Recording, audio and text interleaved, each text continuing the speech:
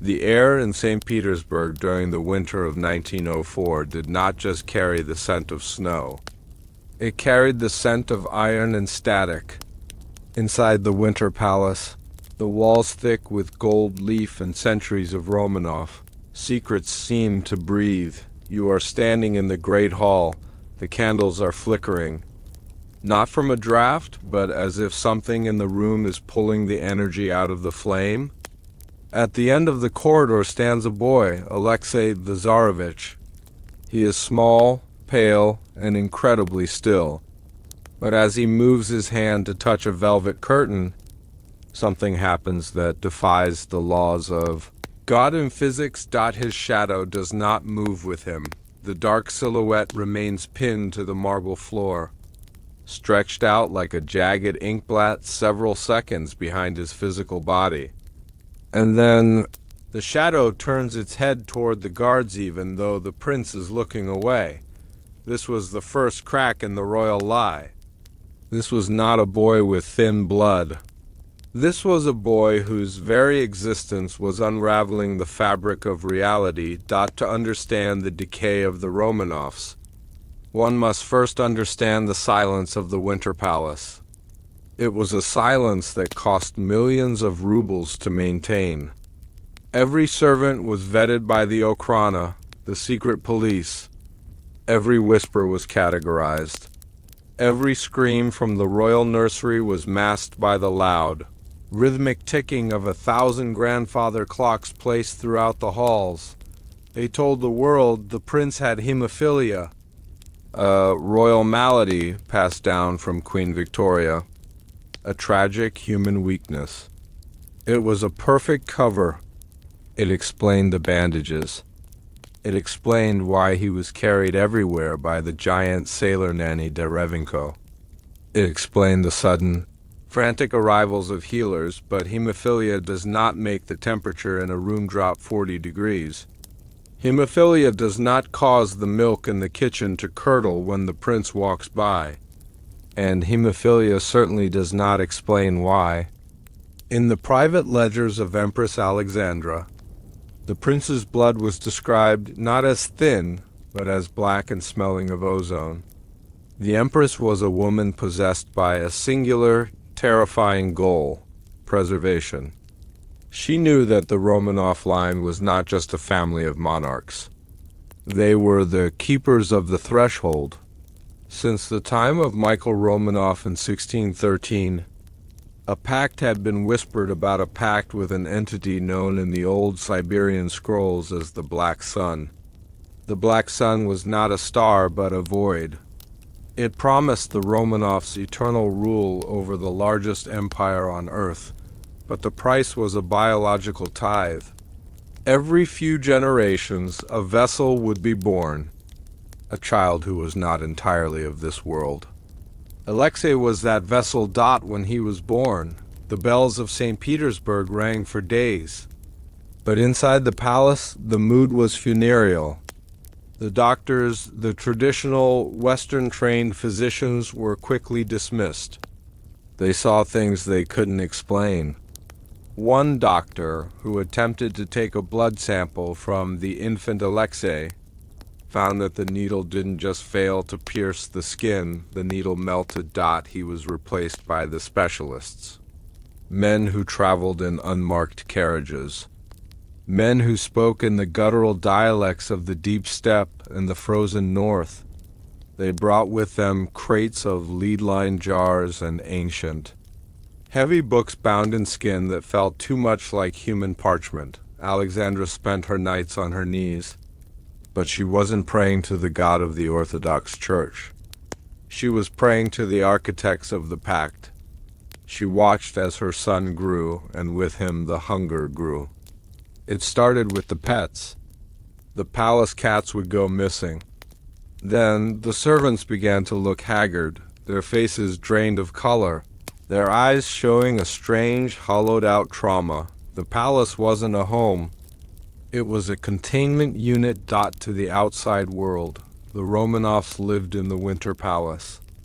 But for Alexei, the Winter Palace was a stage.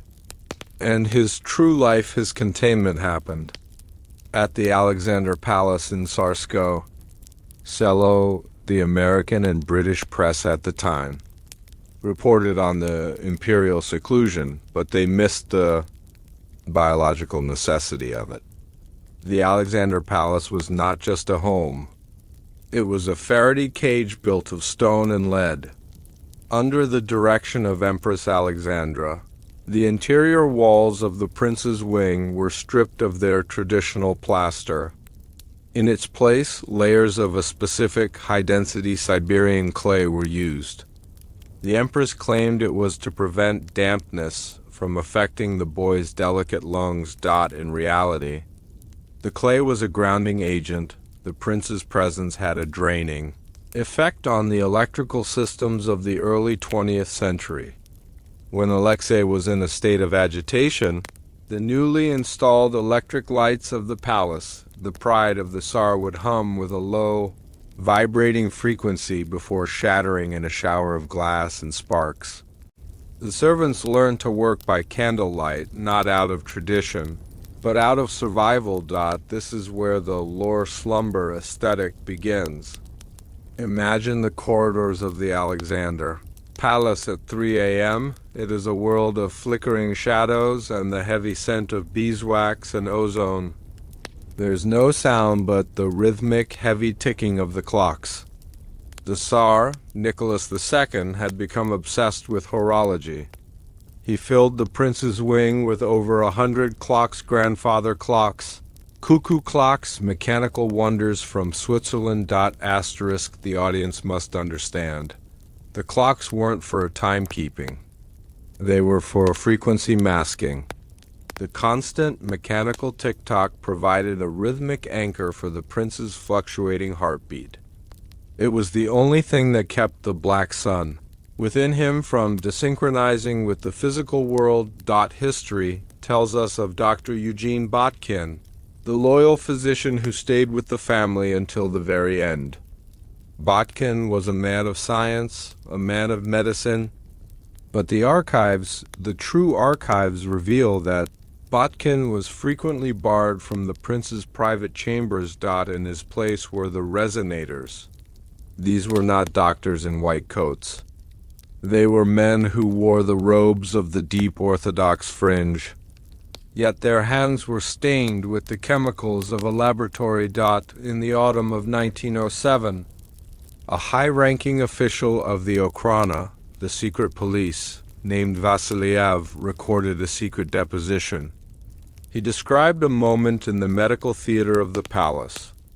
The specialists were attempting to treat a bruise on the prince's thigh.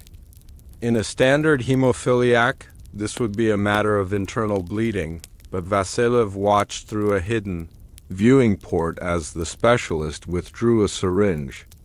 The liquid inside wasn't medicine. It was a viscous silver-black fluid that seemed to move against the glass of the vial.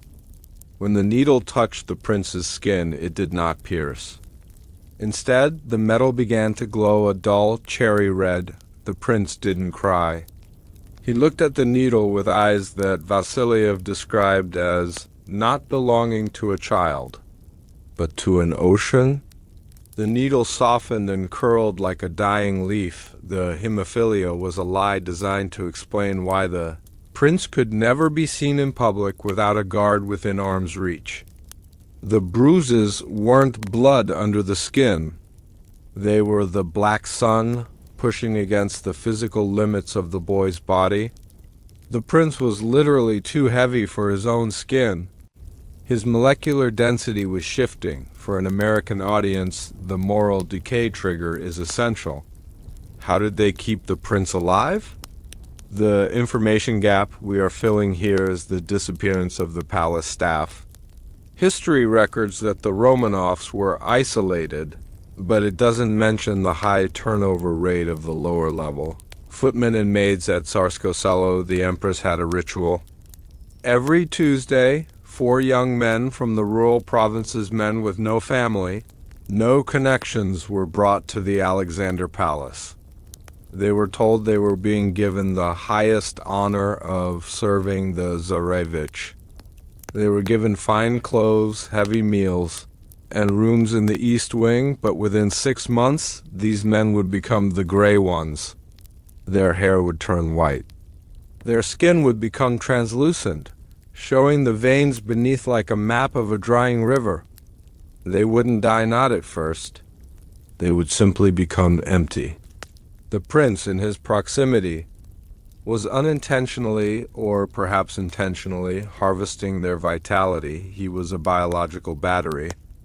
And the staff were the cells. When the men were no longer useful, they were retired to a monastery in the far north, where they lived in total silence, unable to remember their own names. This was the true cost of the Romanov dynasty.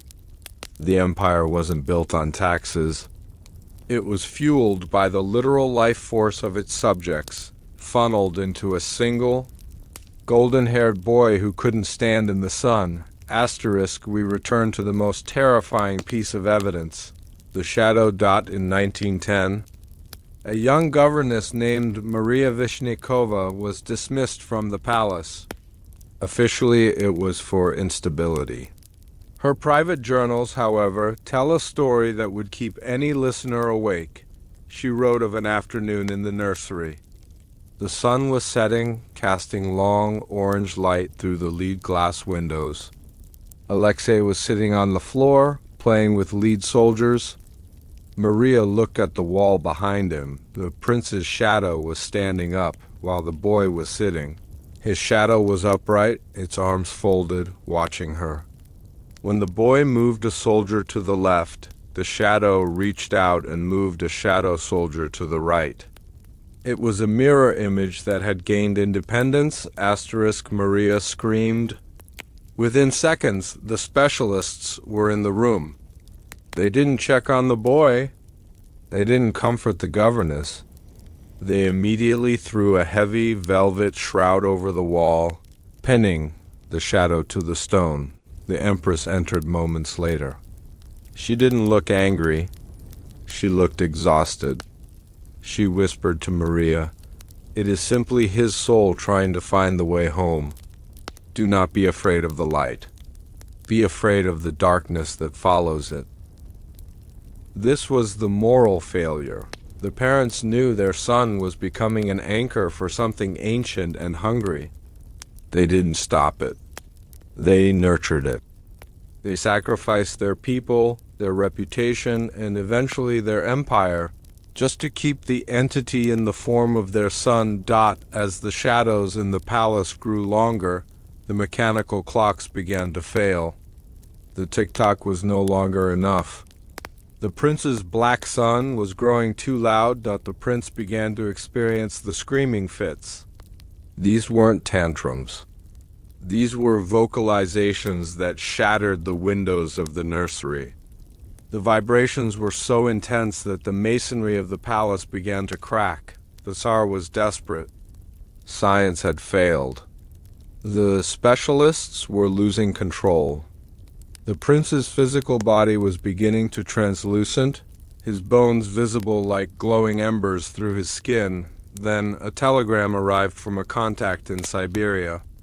It spoke of a man who didn't pray with words, but with vibrations, a man who could still the storm within the blood. His name was Grigory Rasputin, but Rasputin was not a holy man. He was a signal tuner. He understood that Alexei wasn't sick, he was off-key. The audience must prepare themselves. For the next hour of this story, we will explore how Rasputin used the frequency of the void to stabilize the prince, and the horrific pact he forced the Empress to sign in the dark. Ozone-scented air of the royal nursery, the history books you were forced to read in school, were written by two groups of people, the victors and the terrified. For over a century, you have been told a story of a tragic young prince, Alexei Romanov, the last heir to the Russian throne, who suffered from a rare blood disorder called hemophilia. They told you his blood was too thin, that a simple bruise could end his life, and that his mother's desperation led her into the arms of a mad monk. but history is a curated velvet curtain. And behind that curtain lies a forbidden truth that would have shattered the foundations of the 20th century. The royal doctors, the secret police, and the crowns of Europe did not fear that the prince would bleed to death. They feared what was inside his blood. They feared that the prince was not entirely human. The medical records were a masterful forgery, a strategic cover-up designed to mask a biological anomaly that defied every law of nature. The bandages on his legs were not there to stop bleeding. They were there to hide a skin that was becoming as translucent as glass. The attacks he suffered were not internal hemorrhages. They were violent surges of energy that his small, fragile frame could no longer contain. Every time a doctor approached him with a needle, the metal would twist and melt before it could touch his skin. The church called it a miracle. The scientists called it a curse. The Romanovs called it the Black Sun. This was a betrayal of the truth so deep that it required the silence of 3 empires and the rewriting of medical science itself. This is the truth the king buried. Now, let the modern world drift away like smoke in a winter wind. The lights are dimming, the heavy oak doors of the archive are closing, and the only sound is the soft crackle of a dying fire. The scent of aged parchment and cold stone fills the air. Breathe in the stillness. We are no longer in the present. We are stepping back into the shadow-drenched corridors of 1912, where the truth is whispered only in the dark. To understand the lie, we must first look at the source.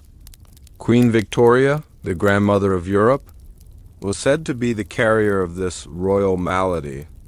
But if you look closely at the genealogical records of the House of Saxe-Coburg and Gotha, you will find a series of silent deaths and hidden children that the official history books have scrubbed clean. The malady was never a blood disorder. It was a genetic signature, a residual mark of a pact made centuries ago in the Black Forests of Germany. It was a biological clock ticking down toward a final, world-altering event. When the Empress Alexandra, Victoria's favorite granddaughter, married Tsar Nicholas II, she wasn't just bringing a dowry. She was bringing the final key to a lock that had been sealed since the fall of the Byzantine Empire. Inside the Alexander Palace, the medical staff lived in a state of constant quiet terror. Imagine being Dr. Eugene Botkin, a man of science, a man who believed in the logic of the heartbeat and the flow of the veins. He was required to sign a fresh non-disclosure agreement every single morning. He was forced to witness treatments that involved no medicine, only the chanting of ancient frequencies and the application of lead-shielded compresses. He knew. He saw the way the prince's blood behaved when it was exposed to the air. It didn't clot. It didn't dry. It vibrated. It was a viscous, dark fluid that seemed to have a consciousness of its own, reacting to the emotions of the boy it inhabited. When Alexei was happy, his blood glowed with a faint bioluminescent warmth. When he was afraid, it turned as black as the midnight sea, becoming so dense that it would crack the very glass of the sample tubes. The hemophilia was a perfect, elegant lie. It provided a human reason for the prince's constant isolation. It explained why he was never allowed to play with other children, why he was carried by guards, and why his life was a secret. But the truth was that the Romanovs were terrified that if the public saw the prince in the light of day, they would see that his skin was beginning to show the gears of a cosmic machine beneath the surface. Let us go deeper into the archive, past the redacted letters and the burnt diaries. In the spring of 1912, a secret medical commission was formed in St. Petersburg, consisting of the empire's most brilliant minds. They were told they were studying a new strain of blood disease. They were given samples that had been diluted to prevent them from witnessing the true nature of the fluid, but one scientist, a man named Dr. Sokolov, managed to hide a pure sample. He took it to his private laboratory in the basement of his home. He placed the prince's blood under a microscope, and what he saw haunted him until the day he was erased by the secret police. The cells were not round. They were not human. They were perfect crystalline octagons. They moved in a synchronized geometric dance as if they were part of a larger, singular mind. Sokolov realized that the prince wasn't a boy suffering from a disease. The prince was a host. His body was being used as a biological nursery for something that existed outside of time. This discovery changes everything we know about the fall of the Russian Empire. The revolution of 1917 was not just a political uprising of the working class. It was a desperate, coordinated effort by those who knew the truth to stop the Black Sun from fully manifesting. The Bolsheviks weren't just fighting for bread and land. They were fighting to prevent the arrival of an entity that would have turned the entire human race into a collective, soulless hive. God, think about the psychological weight on Tsar Nicholas. Imagine being a father who knows that his son is a ticking clock. Every day, Nicholas sat at his desk, signing orders for the mobilization of millions of men, while in the next room, his son was slowly losing his humanity. The Tsar wasn't weak. He was a man paralyzed by a secret that was too heavy for any human soul to carry. He watched as his wife, Alexandra, descended into a state of religious mania. But was it mania? Or was it the only rational response to seeing your child's shadow detach itself from his body? She turned to Rasputin because Rasputin was the only man who didn't try to cure the prince with science. Rasputin understood that you don't cure a god. You feed it. He used the frequency of the void to soothe the entity within Alexei. When Rasputin was near, the prince's blood calmed. The crystalline cells stopped their geometric dance and resumed a shape that resembled human blood. This is why the empress clung to him. He was the only one who could provide the illusion of life. But the cost was the soul of Russia. For every hour of peace Rasputin bought for the prince, a piece of the empire's morality was chipped away. The elite of St. Petersburg saw the monk's influence and grew angry, never realizing that he was the only thing standing between them and a cosmic horror that their minds couldn't fathom. As we move toward the final hours of the Romanov dynasty, the lie becomes even more transparent for those with eyes to see. In the basement of the Ipatiev house in July 1918, the official story tells us of a chaotic execution. It tells us that the bullets ricocheted off the jewels sewn into the clothes of the Grand Duchesses, but there is a suppressed testimony from one of the executioners, a man who fled to the United States years later and died in an asylum in Ohio. He claimed that the bullets didn't ricochet off jewels. He claimed they ricocheted off the prince's skin. He described a scene of absolute silent terror.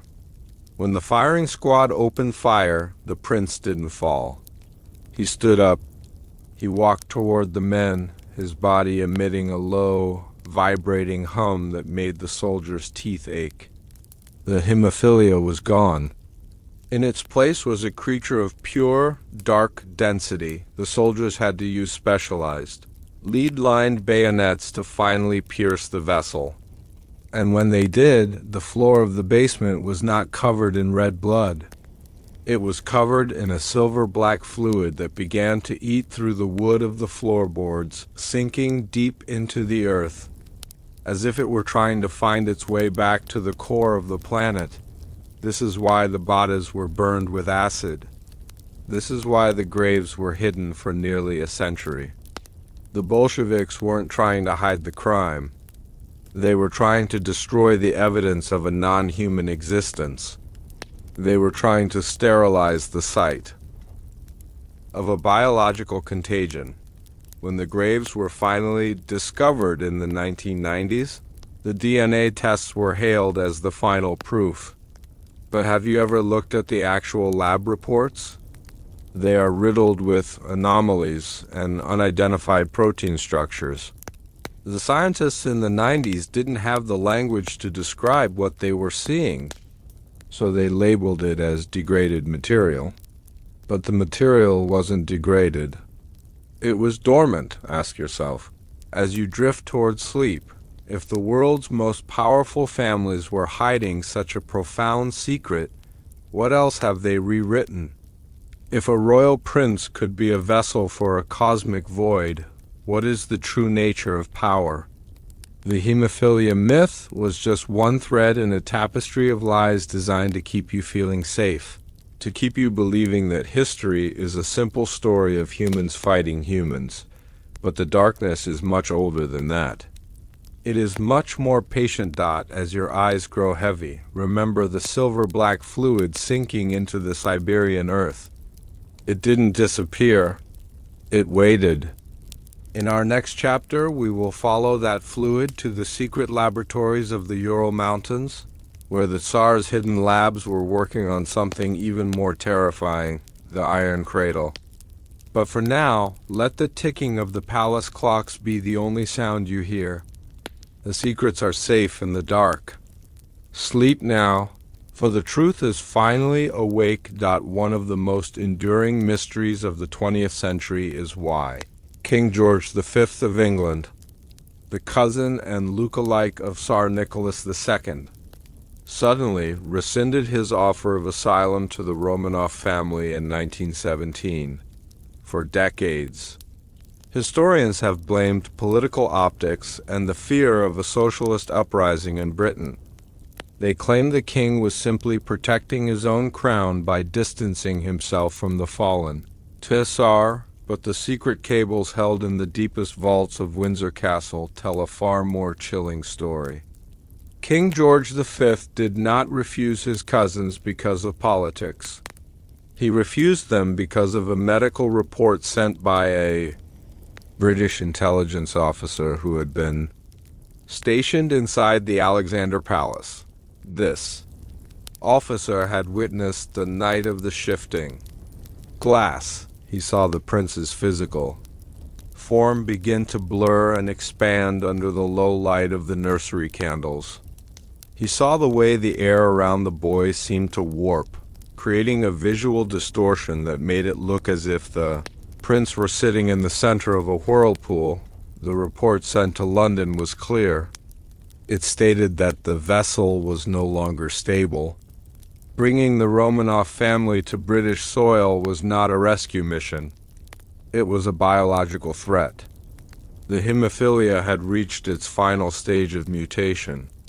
The king realized that if the prince were brought to London, the Black Sun would have a new, even more powerful empire to consume. The betrayal of the Romanovs by the British Crown was the first true act of international quarantine. It was a cold, calculated decision to let a family die in order to keep a cosmic infection from crossing the English Channel. As you lie there, consider the silence of King George. Imagine the letters he received from his cousin Nicholas, pleading for the safety of his children. Nicholas didn't know that George had seen the medical reports. Nicholas thought he was being betrayed by a friend. But George knew he was protecting a world from a boy who was no longer a boy. This is the psychological weight of the royal malady. It was a burden shared by the thrones of Europe, a secret kept behind closed doors while millions of soldiers died in the trenches of World War I. The war itself was a distraction, a massive movement of human energy designed to mask the frequency of the void that was emanating from the heart of Russia. Let us look closer at the prince's daily life. History tells us he was a delicate child who needed to be protected from every sharp corner and hard surface. But have you ever questioned why his nursery was lined with lead and silver? The Empress Alexandra was obsessed with the arrangement of furniture in the prince's room. She claimed it was for flow and comfort. But an archival floor plan discovered in 1994 reveals that the furniture was arranged in a perfect, non-Euclidean geometric pattern. The prince's bed was not in the center of the room. It was placed at a specific intersection of magnetic ley lines that ran beneath the palace. The specialists had determined that this was the only spot where the prince's physical form would not drift. If you were to walk through that nursery in 1914, you would notice that the air felt heavy, as if you were walking through water. The servants complained of a metallic taste in their mouths and a constant ringing in their ears. These are the classic symptoms of high-frequency radiation.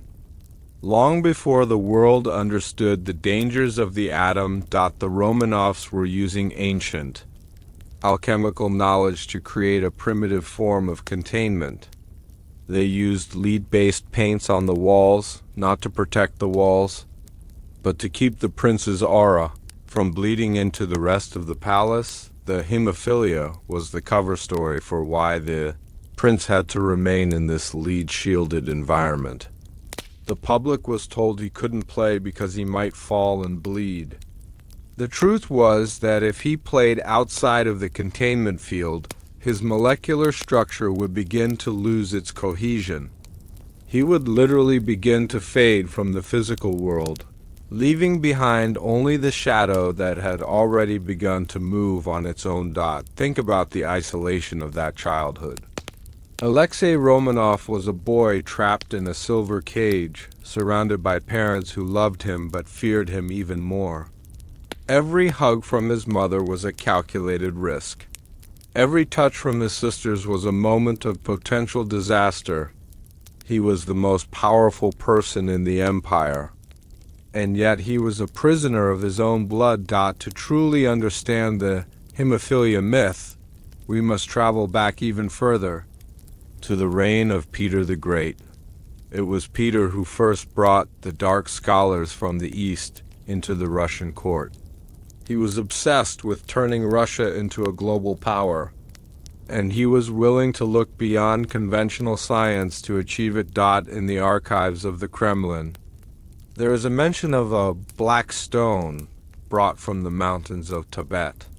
This stone was said to be a fragment of a fallen star, a piece of the Black Sun itself. Peter the Great believed that by integrating the essence of this stone into the Romanov bloodline, he could create a dynasty of god-kings who would never age and never fail. The hemophilia was the unintended side effect of this integration. The human body was not designed to carry the density of a star fragment. Over the generations, the Romanov blood became more and more star-like, until it reached the tipping point with Alexei. He was the culmination of 300 years of alchemical experimentation. He was the perfect vessel that Peter the Great had envisioned, but the reality was a nightmare. The God King was not a ruler. He was a doorway. And the door was opening from the other side. The Empress Alexandra knew this. She spent her days in the palace chapel, not praying to the saints, but studying the ancient texts that Peter the Great had hidden away. She knew that the Black Sun was coming for its tithe. She knew that her son was the payment. This is the moral decay at the heart of the story. The Romanovs didn't just fail as rulers, they failed as humans. They made a bargain with a force they couldn't control, and then they lied to the world to cover their tracks. They watched as their empire crumbled, as their people starved, and as their own blood turned into a crystalline poison. Behind every royal lie is a secret police force that ensures the lie is never questioned. In Imperial Russia, this was the Okhrana. Their job was not just to catch revolutionaries, it was to sanitize the environment around the royal family whenever a servant saw something they shouldn't like, the prince's shadow standing independently, or the way the prince could speak in a language that sounded like grinding stone, the Ochrana would step in. These witnesses didn't just disappear. They were re-educated. The Ochrana used early forms of psychological conditioning to erase the memories of the palace staff. They used a combination of hypnosis and chemical tinctures to ensure that the secrets of the nursery stayed within the nursery, but even the secret police were terrified of the prince. There are reports of Ochrana agents who refused to stand guard outside the prince's door. They spoke of a feeling of soul-deep cold that would emanate from the room. They spoke of hearing two voices talking inside, even when the prince was alone. One voice was the high-pitched tone of a child, and the other was a deep, resonating boom that seemed to come from the floorboards themselves. The hemophilia was the Ochrana's greatest success. They fed this story to the international press, ensuring that any strange behavior from the prince would be interpreted through the lens of a tragic illness. They even planted fake medical journals in European universities to validate the symptoms of the royal malady. They created a world where the truth was hidden in plain sight. And even today, over a century later, we still use the terms they created. We still call it hemophilia. We still see Alexei as a victim of biology rather than a victim of an occult experiment gone wrong. As the Bolsheviks closed in on the Ipatiev house in the summer of 1918, the atmosphere inside the House of Special Purpose reached a breaking point. The hemophilia was no longer a secret that could be contained by lead-lined walls or secret police. The Tsar and Empress were no longer in control of their son. Alexei spent his days in a state of catatonia, his eyes fixed on a point in the air that only he could see. His skin had become so translucent that the guards claimed they could see a second skeleton forming beneath. His ribs a structure made of dark, metallic bone. The Empress spent her final nights writing letters that she knew would never be sent. She wrote of the Black Sun filling the room. She wrote of the sound of the ocean inside her head. She knew that the end was coming and she welcomed it. To her, the execution was not a tragedy. It was a release. When the bullets finally flew in that basement, the hemophilia myth died with the family. The silver-black fluid that poured from the prince's body was the final proof of the lie. The Bolsheviks, in their haste to bury the bodies, didn't realize that they were burying a secret that would continue to vibrate through the earth. For decades, as you listen to the sound of your own breath, imagine that basement in Yekaterinburg. Imagine the silence that followed the gunfire. The soldiers stood in the smoke, looking down at a boy who didn't look like a boy anymore. They saw the Black Sun retreating from the vessel. Leaving behind a cold, empty husk, they had killed the Romanovs, but they hadn't killed the secret. The royal malady is still out there, hidden in the DNA of the remaining royal houses of Europe. It is a dormant code, waiting for the right frequency to wake it up again. The history books still tell the story of the thin blood and the tragic prince. But now you know the truth. The lie was the only thing that kept the world from screaming. The graves in the forest were empty for a reason. The silver-black fluid didn't stay in the ground. In our next section, we will travel to the ghost cities of the Soviet Union, where Stalin's scientists discovered the remains of the prince's blood and began a new, even darker chapter of the Romanov legacy. They called it Project Resurrection.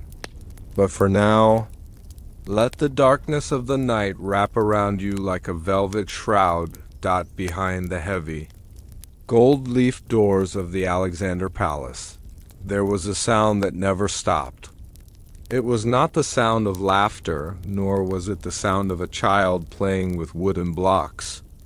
It was a rhythmic, soul-crushing mechanical heartbeat. History tells you that Tsar Nicholas II was a man of simple tastes, a family man who enjoyed the quiet life of a country gentleman. But the truth is far more sinister. The Tsar was a man obsessed with the containment of a monster, deep within the private wing of the palace. The royal nursery was not a place of comfort, but a laboratory of silence. The walls were reinforced with iron plates, hidden behind the delicate floral wallpaper. And within those walls, over 100 mechanical clocks were synchronized to a single, haunting frequency. They were not there to tell the time. They were there to mask the sound of a child whose very breath was beginning to vibrate at a frequency that could shatter glass. The Iron Room was the Romanovs' greatest betrayal of their own blood. It was a lead-line cage designed to suppress the Black Sun that was rising inside the Tsarevich. Every tick of every clock was a desperate attempt to drown out the low, guttural humming of an entity that was slowly replacing the soul of the boy. This was the secret the Empress guarded with her life, a mechanical lie that kept the empire from hearing the screams of a reality that was being torn apart. This is the truth the king buried. Now, let the world of the living fade into the background. Close your eyes and feel the cold, heavy air of St. Petersburg pressing against your skin. The sun has long since vanished, and the only light comes from a single flickering candle on a silver tray. The scent of machine oil and ancient dust hangs in the air. We are moving through the silent corridors of the Alexander Palace, toward the room that history tried to forget. To understand the Iron Room, one must first understand the mind of Nicholas II. While the world saw a weak monarch, the secret archives of the Peterhof Palace reveal a man with a terrifyingly precise obsession with horology. Nicholas did not just collect clocks. He studied the physics of sound. He understood that certain rhythms could stabilize the human nervous system, while others could fracture it. The Romanov family had always been patrons of the finest Swiss watchmakers. But after the birth of Alexei, the Tsar's orders became strange. He began commissioning clocks that had no faces, no hands, only internal gears of heavy brass and silver. These machines were designed to emit a specific low-decibel pulse. They were sent to the palace in crates labeled as educational toys. But they were actually acoustic stabilizers. Imagine the nursery. To any visitor, it looked like a dream of childhood. There were rocking horses, soldiers made of lead, and shelves of leather-bound books. But behind every shelf and under every floorboard was a mechanical device. The sound was pervasive. It was a constant, metallic click, click, click that resonated through the very bones of anyone who entered. The servants who worked in the nursery suffered from chronic migraines. Some reported hearing voices in the rhythm of the clocks. Others claimed that if they stayed in the room too long, their own hearts would begin to beat in perfect synchronization with the machinery. This was the first layer of the containment. The clocks were used to create a rhythmic cage. If the prince's internal frequency was allowed to wander, the results were catastrophic. In the winter of 1909, a single clock in the nursery stopped working. Within seconds, the temperature in the room dropped to freezing. The windows frost over from the inside, and the prince began to levitate 3 inches off his bed. The Tsar himself had to rush into the room to manually restart the gears. The hemophilia was the story told to the doctors, but the ticking was the reality the family lived every single second. The isolation of the Tsarevich was not a choice made out of love, but out of absolute biological necessity. The Iron Room was an inner chamber within the nursery, a space roughly 10 feet by 10 feet that was entirely encased in lead and iron. It was here that Alexei was placed during his episodes. Archival researchers in the 1970s discovered the original blueprints for this chamber, buried in the records of a defunct metallurgical firm in Germany. The specifications were baffling. The walls were 3 inches thick, composed of an alloy that should not have existed at the time. It was a mixture of lead, iron, and a trace amount of a mineral found only in the Tunguska blast site. When the prince was inside the Iron Room, the sound of the ticking clocks was amplified by the metal walls. It created a resonance chamber, a space where sound waves were folded back upon themselves until they became a physical pressure. This pressure was the only thing that could hold the prince's molecular structure. Together, imagine a young boy sitting in the dark, surrounded by the cold, gray walls of an iron box.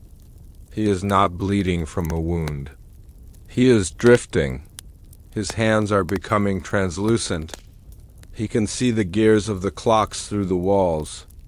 He can hear the thoughts of the guards outside as if they were shouting in his ear. The Iron Room was a sensory deprivation tank designed to keep his mind from expanding into the void. The Empress Alexandra would sit outside the heavy iron door for hours, her forehead pressed against the cold metal. She would whisper prayers, but she also whispered technical instructions. She had learned how to adjust the tension of the springs and the weight of the pendulums. She had become more of an engineer than a mother. She knew that if the silence ever returned to that room, her son would be gone. Not dead, but gone. Translated into a state of existence that the human mind cannot comprehend. The moral decay of the Romanovs was found in this quiet acceptance. They preferred a son in a cage to a son who was free and terrifying. Who built these machines? The official records say they were the work of Peter Fabergé, the famous jeweler. But the private ledgers of the imperial treasury show payments to a group of men known only as the Silent Brothers. These were not monks, but a sect of acoustic engineers from the deep Siberian interior. They were practitioners of an ancient science that involved the manipulation of stone and sound. They believed that the earth itself had a heartbeat, and that the Romanov bloodline had accidentally tuned itself to a darker, older rhythm. They were brought to St. Petersburg under the cover of darkness, their faces covered, their tongues removed to ensure the secret remained buried. They lived in the basement of the Alexander Palace, in a series of rooms that were kept at a constant temperature. They spent their days carving gears out of black basalt and tuning silver wires to the frequency of the Black Sun. They were the ones who realized that the ticking of the clocks had to be adjusted as the prince grew. Older Dot, as his body changed, his frequency changed. The gears had to become heavier. The ticks had to become slower. By 1913, the sound in the nursery was no longer a light tapping. It was a heavy, thudding vibration that could be felt in the courtyard of the palace. The Silent Brothers were the true guardians of the Romanov throne. They were the ones who understood that the empire was being held together by nothing more than the tension of a clock. Spring. Think of the psychological horror for the Tsar. He was the absolute ruler of 1/6 of the world's surface. Yet he was a slave to a group of tongueless engineers in his basement. He lived in fear that they would make a mistake, that they would miscalculate the resonance, and that the Iron Room would become a gateway rather than a prison. There is a testimony from a young maid named Olga, who was tasked with cleaning the nursery wing in the summer of 1914. She was a simple girl from a village on the Volga, and she had never seen a mechanical clock before. She entered the room while the prince was being held in the iron room, and the sound nearly drove her to her knees. She described the air as being thick with needles. But the most terrifying thing she saw was not the prince, but the clocks themselves. She claimed that the shadows of the gears were moving on the walls, but they were not moving in time with the machines. The shadows were dancing. They were forming shapes of people she didn't recognize, and they seemed to be reaching out toward the iron door of the prince's chamber. She saw a shadow of a tall, thin man with a beard, Rasputin, even though he was not in the palace at the time. The shadow was standing by the largest clock, its hands moving over the gears as if it were playing a musical instrument. The ticking changed. It became melodic, hypnotic, and the humming from the iron room stopped. This was the first time the family realized that the clocks could be hijacked. The mechanical containment was vulnerable to the very entity it was designed to suppress. The Black Sun was learning the language of the machinery. It was using the ticking to communicate with the outside world. Olga was found minutes later, wandering the halls in a trance. She could no longer speak Russian. She could only make a clicking sound with her tongue, a perfect imitation of a Swiss escapement. She was sent away to an asylum, but her journals remained, hidden in the palace walls until the revolution. This is the information high your audience seeks. The idea that the very technology used to save the prince was being corrupted by the force it was meant to cage. It suggests that the secret was not just a biological curse, but an intelligent, evolving presence that was using the Romanovs' own ingenuity against them. In the months leading up to the Great War, the Tsar authorized a final, desperate experiment. The Silent Brothers had proposed a way to permanently lock the prince's frequency. They wanted to build a master clock, a machine so large and so precise that it would sync the prince's heartbeat to the rotation of the earth itself. They called it the Kronos anchor. It was to be built directly beneath the iron room, in the foundations of the palace. For 3 months, the sound of drilling and hammering was masked by the constant ticking of the nursery. The staff was told that the palace was undergoing plumbing repairs on the night of the full moon. In July 1914, the anchor was activated. The prince was placed in the iron room, and the master gear was released. For a single second, there was an absolute, terrifying silence. Every clock in the Alexander Palace stopped. Every bird in the palace gardens fell dead from the trees. The prince let out a sound that was not a scream, but a roar of pure, unfiltered energy. The iron walls of his chamber glowed white-hot. The Tsar and Empress watched from behind a lead glass window as the boy's body began to turn into a silhouette of black light. He was no longer a child. He was a tear in the fabric of the room. The anchor failed. The basalt gears shattered under the pressure of the Black Sun. The Silent Brothers were vaporized instantly, leaving only their shadows etched into the stone floor of the basement. The experiment had not locked the frequency. It had amplified it. This is the real reason Russia mobilized for war so quickly. The Tsar needed a global catastrophe to mask the acoustic event that had just occurred in his home. He needed the sound of 1,000 cannons to drown out the sound of the void that was now humming permanently in the walls of the Alexander Palace. The war was not a failure of diplomacy. It was a desperate act of noise-making. As we move deeper into the night, think of the mental state of the Romanov family after the failure of the Kronos anchor. They were living in a house that was literally vibrating with the presence of an eldritch force. The ticking of the clocks was no longer a comfort. It was a reminder of their failure. The Grand Duchesses Olga, Tatiana, Maria, and Anastasia lived in a state of permanent dissociation. They spent their days in the nursery, knitting and reading, acting as if the heavy, thudding rhythm in the floor was normal. They had been conditioned to ignore the impossible. This is the psychological richness of the story. The tragedy of a family that has normalized the horrific. They began to treat the iron room like a shrine. They would leave flowers at the door. They would sing songs to the rhythmic ticking. They were trying to humanize a monster. But the prince inside the room was no longer their brother.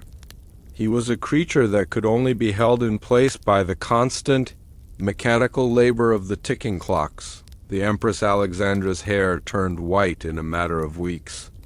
She began to see the black sun everywhere in the patterns of the carpets, in the arrangement of the stars, in the eyes of the peasants who gathered at the palace gates. She realized that the Iron Room was not just a cage for her son. It was a cage for her entire world. She knew that the ticking would eventually stop. No machine can run forever. No spring has infinite tension.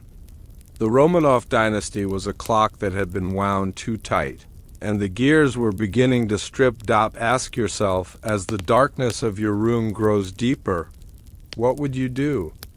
If you had to choose between the life of your child and the safety of the world, would you build an iron box?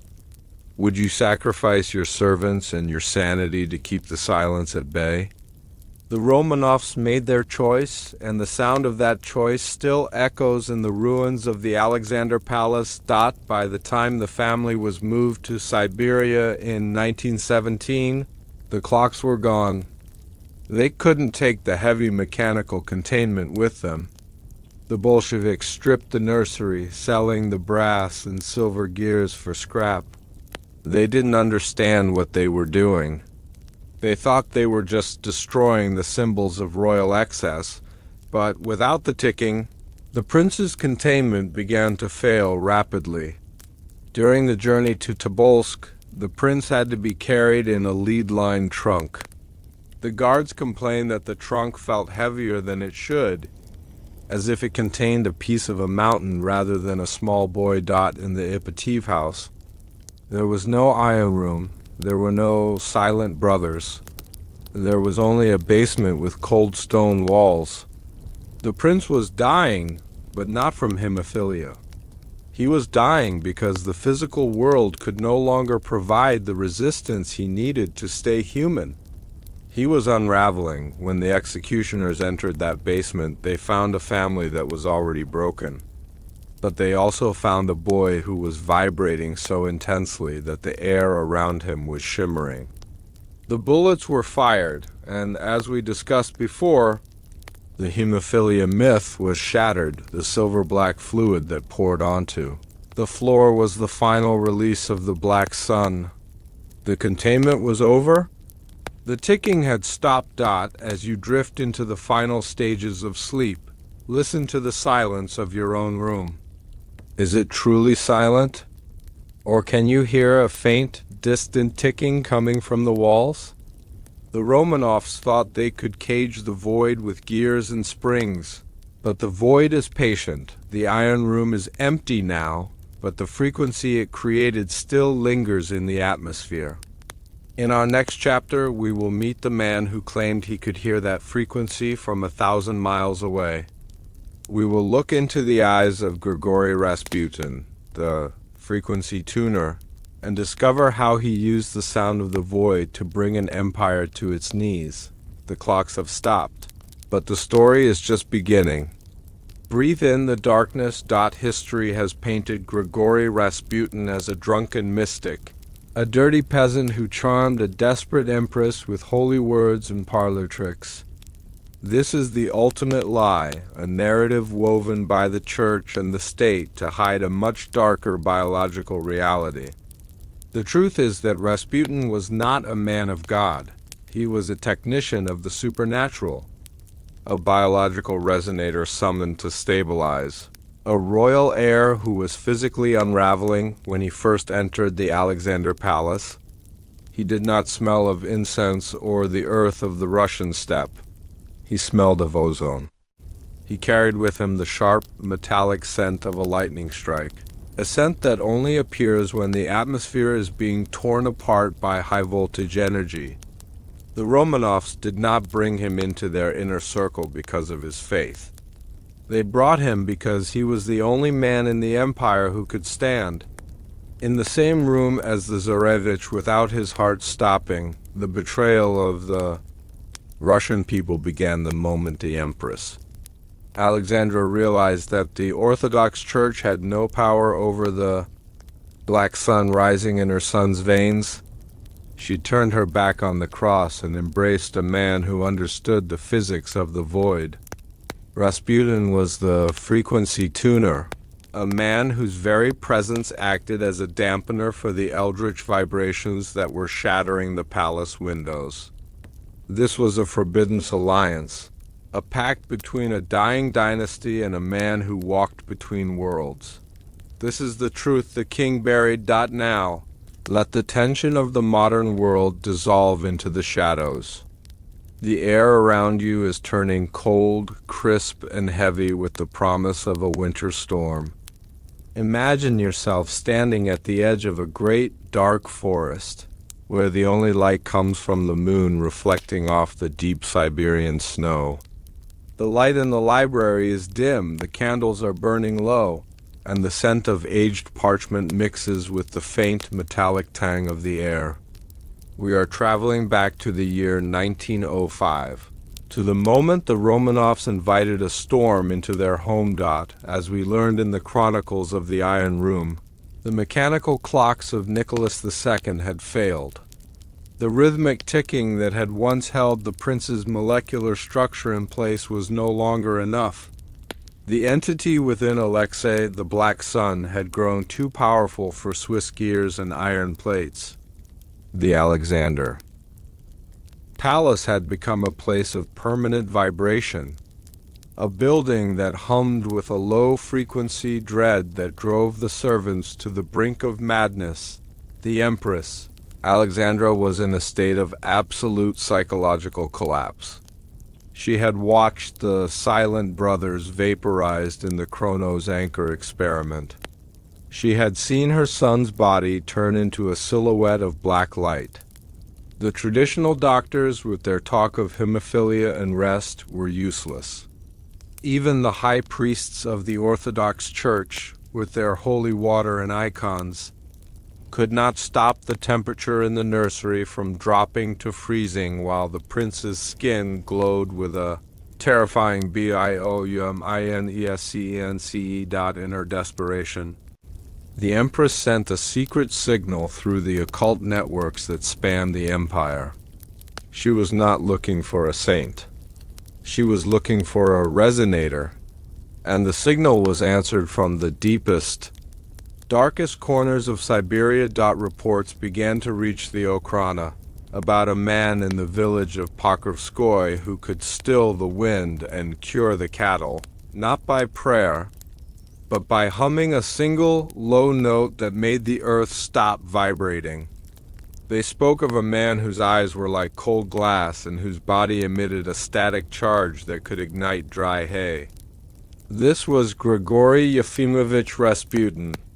He was a practitioner of a forbidden sect that believed the soul was not a spirit, but a frequency. Rasputin's journey to St. Petersburg was not a pilgrimage. It was a deployment. As he traveled across the frozen heart of Russia, the atmosphere seemed to react to his movement. In every village he passed, the clocks would lose time. The local animals would fall into a deep, dreamless sleep. He was a walking null zone, a man whose biological field was so dense that it absorbed the chaotic energies of the world around him. When he finally arrived at the Alexander Palace on a cold November night in 1905, He did not enter through the main gates. He was brought through the servants' entrance, wrapped in a heavy furs that seemed to crackle with blue sparks in the darkness. The guards noticed immediately that the air around him was different. It didn't feel like the damp, salty air of the Baltic Sea. It felt like the air on top of a mountain just before a storm hits. It was the scent of ozone. He was brought directly to the nursery wing. The Tsar was hesitant, his scientific mind recoiling from the raw, unrefined power that Rasputin exuded. But the Empress was a woman who had seen the void, and she recognized a savior when she smelled one. She did not ask him for his credentials. She did not ask him to pray. She simply pointed toward the iron room, where the rhythmic thudding of the prince's Black Sun was shaking the floorboards. Rasputin did not hesitate. He walked to the iron door and placed his hand on the metal. To the shock of the onlookers, the iron did not remain cold. Where his palm touched the surface, the metal began to glow with a soft violet light. The thudding stopped instantly. The silence that followed was so profound that it felt like a physical weight on the chests of everyone in the room. What happened inside that room was not a miracle. It was an act of biological engineering. According to the suppressed journals of Dr. Vatican, who was watching through a hidden aperture, Rasputin did not open a Bible. He did not call upon Jesus or the Virgin Mary. Instead, he sat on the edge of the prince's bed and began to hum. It was a sound that Botkin described as inhuman, a tone so low that it was felt in the gut rather than heard in the ear. As Rasputin hummed, he moved his hands over the prince's body, never actually touching the skin. He was tuning the air. He was creating a counter-frequency, an acoustic wave that canceled out the chaotic vibrations of the Black Sun. The effect was immediate. The prince's skin, which had been translucent and glowing, began to regain its natural color. The bruises that the world called hemophilia began to fade as the blood stabilized into a human state, but the most shocking observation made by Botkin was the smell. As the prince stabilized, the room became filled with a thick, visible mist that smelled of ozone and scorched copper. Rasputin was literally drawing the excess energy out of the boy's body and grounding it through his own nervous system. He was acting as a lightning rod for the eldritch force that was trying to manifest through Alexei. This is why Rasputin survived so many assassination attempts later in life. His body had become a capacitor, a storage unit for the energy he had harvested from the prince. He wasn't immortal in a holy sense.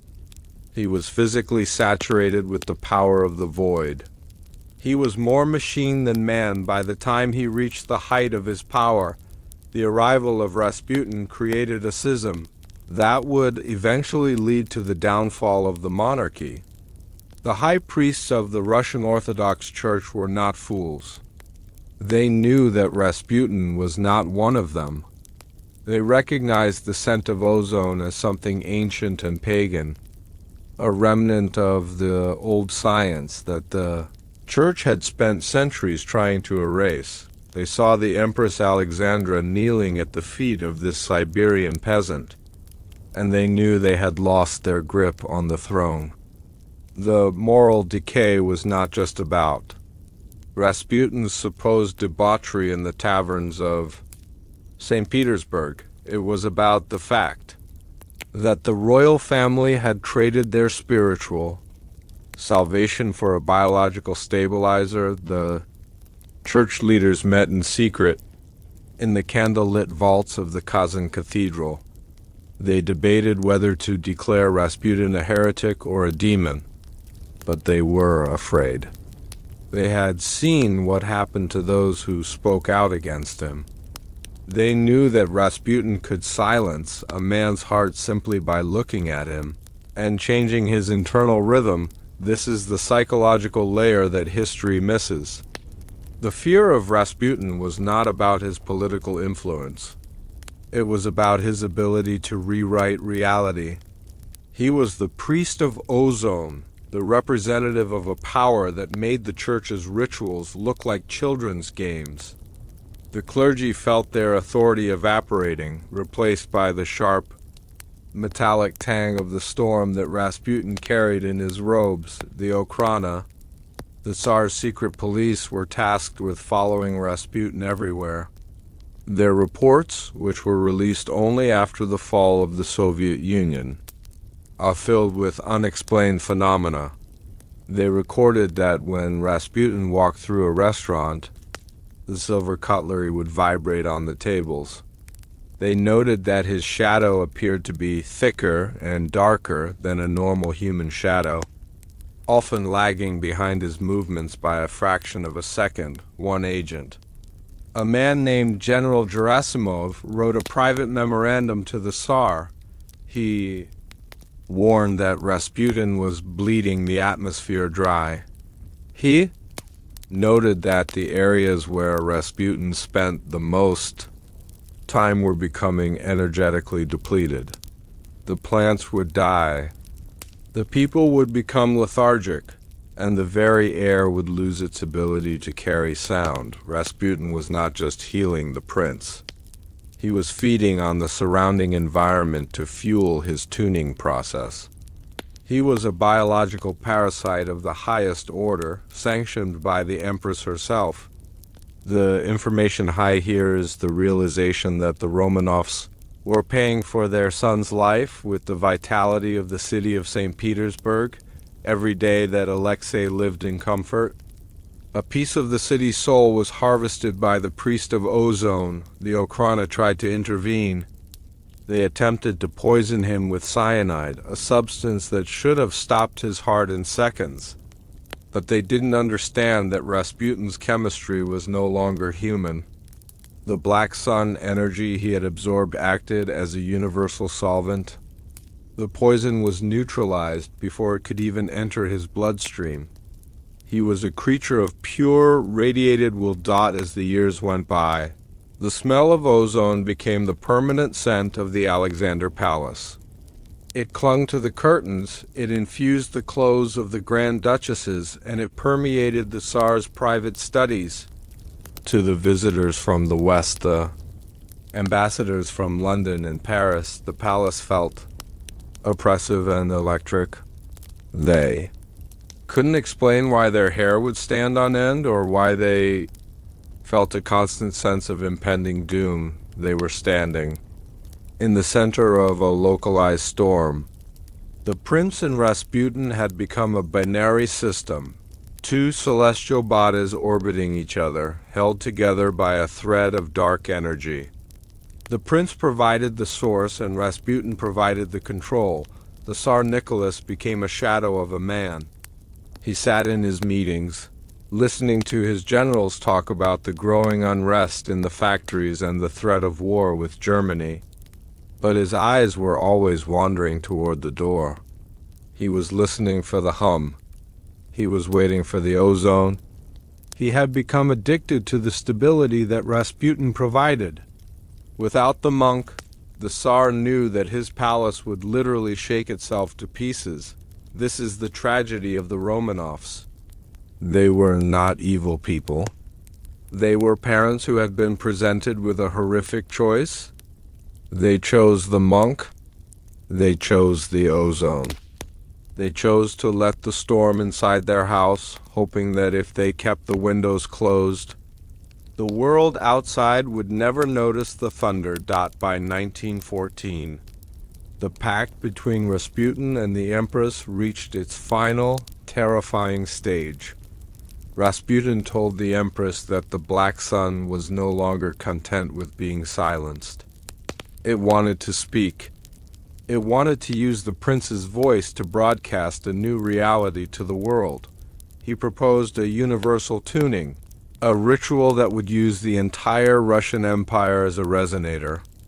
If every person in Russia could be made to vibrate at the same frequency as the prince, The Black Sun would be fully manifested, and the Romanovs would rule over a world of eternal, synchronized order. This was the ultimate goal of the priest of ozone. He was not just a healer. He was an architect of a new consciousness. He was preparing the human race for the arrival of the entity. The scent of the storm was no longer just in the palace. It was beginning to spread across the empire. The people in the factories, the soldiers in the barracks, everyone was beginning to feel the vibration. They called it revolutionary fervor, but it was actually a biological reaction to the tuning process. The people were being pushed to a breaking point by a frequency they couldn't hear. The air was thick. The clouds were black. The storm was finally here. As you drift closer to the edge of sleep, imagine the face of Rasputin. Imagine those pale, glass-like eyes staring into the dark, and the faint smell of ozone filling your room. The monk has done his work. The prince is stable. The frequency is set. But every storm eventually breaks, and when this storm breaks, it will not bring rain. It will bring blood. The tuning has a cost that the Empress never anticipated. To keep the frequency stable, the Black Sun now requires a constant infusion of pure life. The era of clocks and humming is over. The era of the blood trains is about to begin. In our next chapter, we will follow the secret tracks that lead from the front lines of the Great War directly to the prince's bedside. We will see how millions of lives were harvested to keep a single golden-haired boy from fading into the void. The scent of ozone is fading, replaced by something much warmer and much more crimson. Listen to the silence. Is it a calm silence, or is it just the moment before the lightning strikes? The priest of ozone is waiting. The trains are moving. The truth is still bleeding through the cracks of time. While the history books focus on the grand maneuvers of the Eastern Front and the tragic loss of Russian lives in the trenches of World War I, they deliberately overlook the most horrific logistics operation in human history. The millions of men sent to the front were not just soldiers fighting for the Tsar. They were a biological harvest. The Trans-Siberian Railway was not just transporting ammunition and bread. It was the artery for a vampiric empire. Behind the standard military transports ran the ghost trains, unmarked, lead-lined carriages that moved only under the cover of a moonless sky. These were the midnight blood trains. They carried a cargo so forbidden that the engineers were sworn to silence upon pain of death. Inside these pressurized cars, the purest young men of the Russian provinces were not being treated for wounds. They were being systematically drained of their vitality to provide the raw material for the Tsarevich's survival. The moral decay of the Romanov family reached its zenith in these secret rail yards. Every night, as the Empress Alexandra sat by her son's bedside, she knew that the warmth in his veins was purchased with the cold, calculated slaughter of her own subjects. This was not a medical treatment. It was a state-sponsored ritual of biological theft. The Romanovs were no longer rulers of a nation. They were the architects of a continental slaughterhouse, consuming the very blood of the people they claimed to protect. This is the truth the king buried. Now, let the weight of the day lift from your shoulders and dissolve into the mist. Imagine yourself standing on a deserted railway platform in the heart of the Siberian wilderness. The air is freezing, biting at your skin, but it is perfectly still. The only sound is the distant, rhythmic thrumming of a locomotive approaching through the dark. The scent of coal smoke and frozen iron hangs in the air.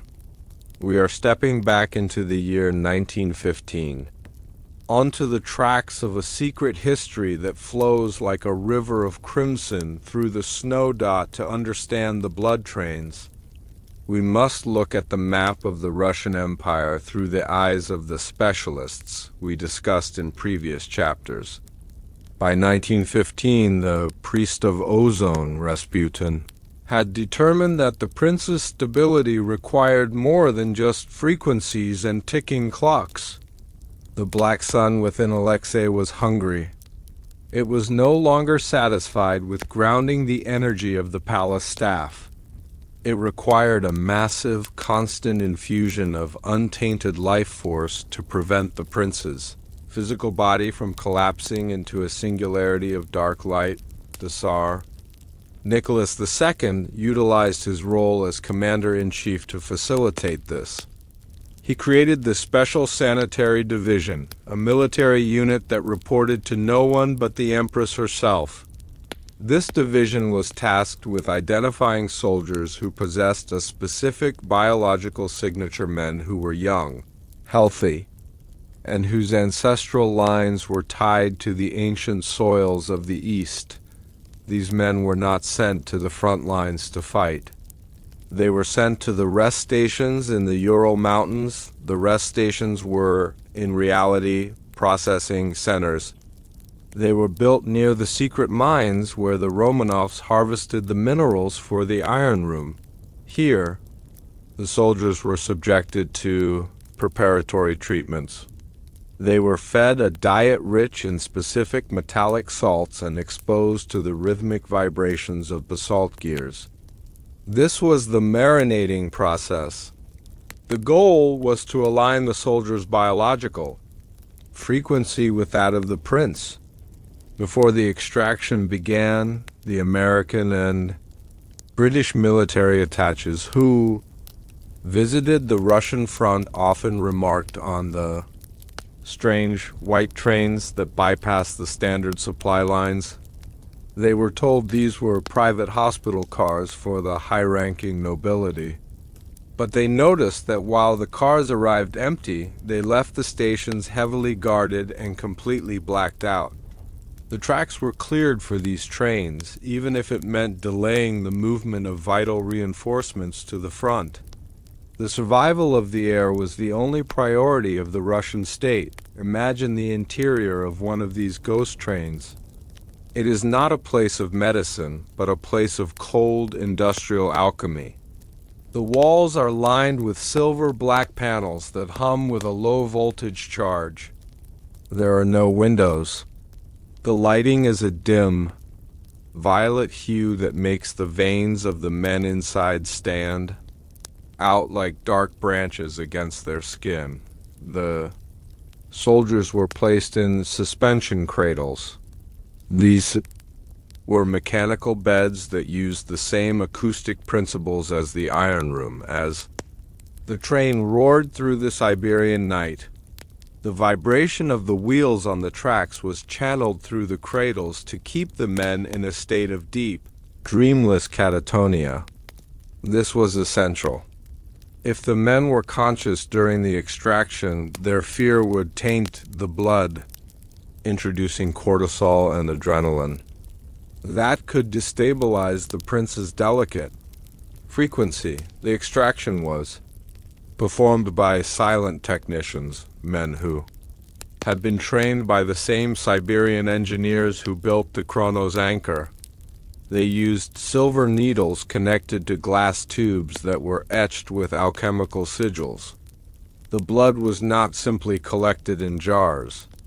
It was funneled into resonance chambers where it was mixed with a refined version of the silver-black fluid found in the prince's own veins. This process turned the human blood into a biological fuel. It was no longer just a fluid of life. It was a carrier for the Black Sun essence. By the time the trains reached the secret sidings at Tsarskoye Selo, the cargo was a shimmering, dark-red nectar that seemed to pulse in time with a distant, invisible heart. The soldiers left behind in the cradles were not dead, at least not at first. They were hollowed out. They were husks of men, their vitality completely harvested, their memories erased by the frequency of the machines. How does a man like Nicholas II, a man who famously loved his children and his wife, sign the orders for such a horror? This is the psychological mystery that Tier 1 audiences must grapple with. The archives contain copies of the Harvest Manifests, documents signed by the Tsar's own hand that list the number of units required for each month. He did not call them men.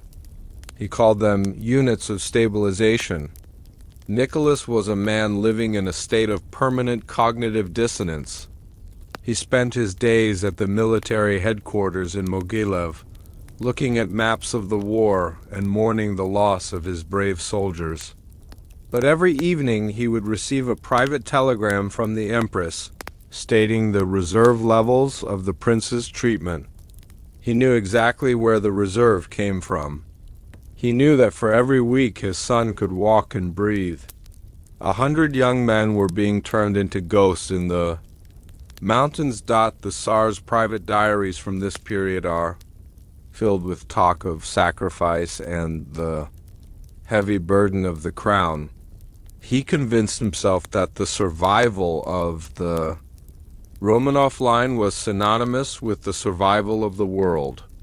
He believed that if Alexei died and the Black Sun was released, the resulting cosmic event would consume all of Russia. In his mind, he wasn't a murderer. He was a gatekeeper. He was sacrificing the few to save the many, but the moral decay was infectious. It spread through the high command, through the secret police, and eventually into the very soul of the army. The soldiers began to hear rumors of the vampire Tsar. They spoke of comrades who disappeared into the white trains and never returned.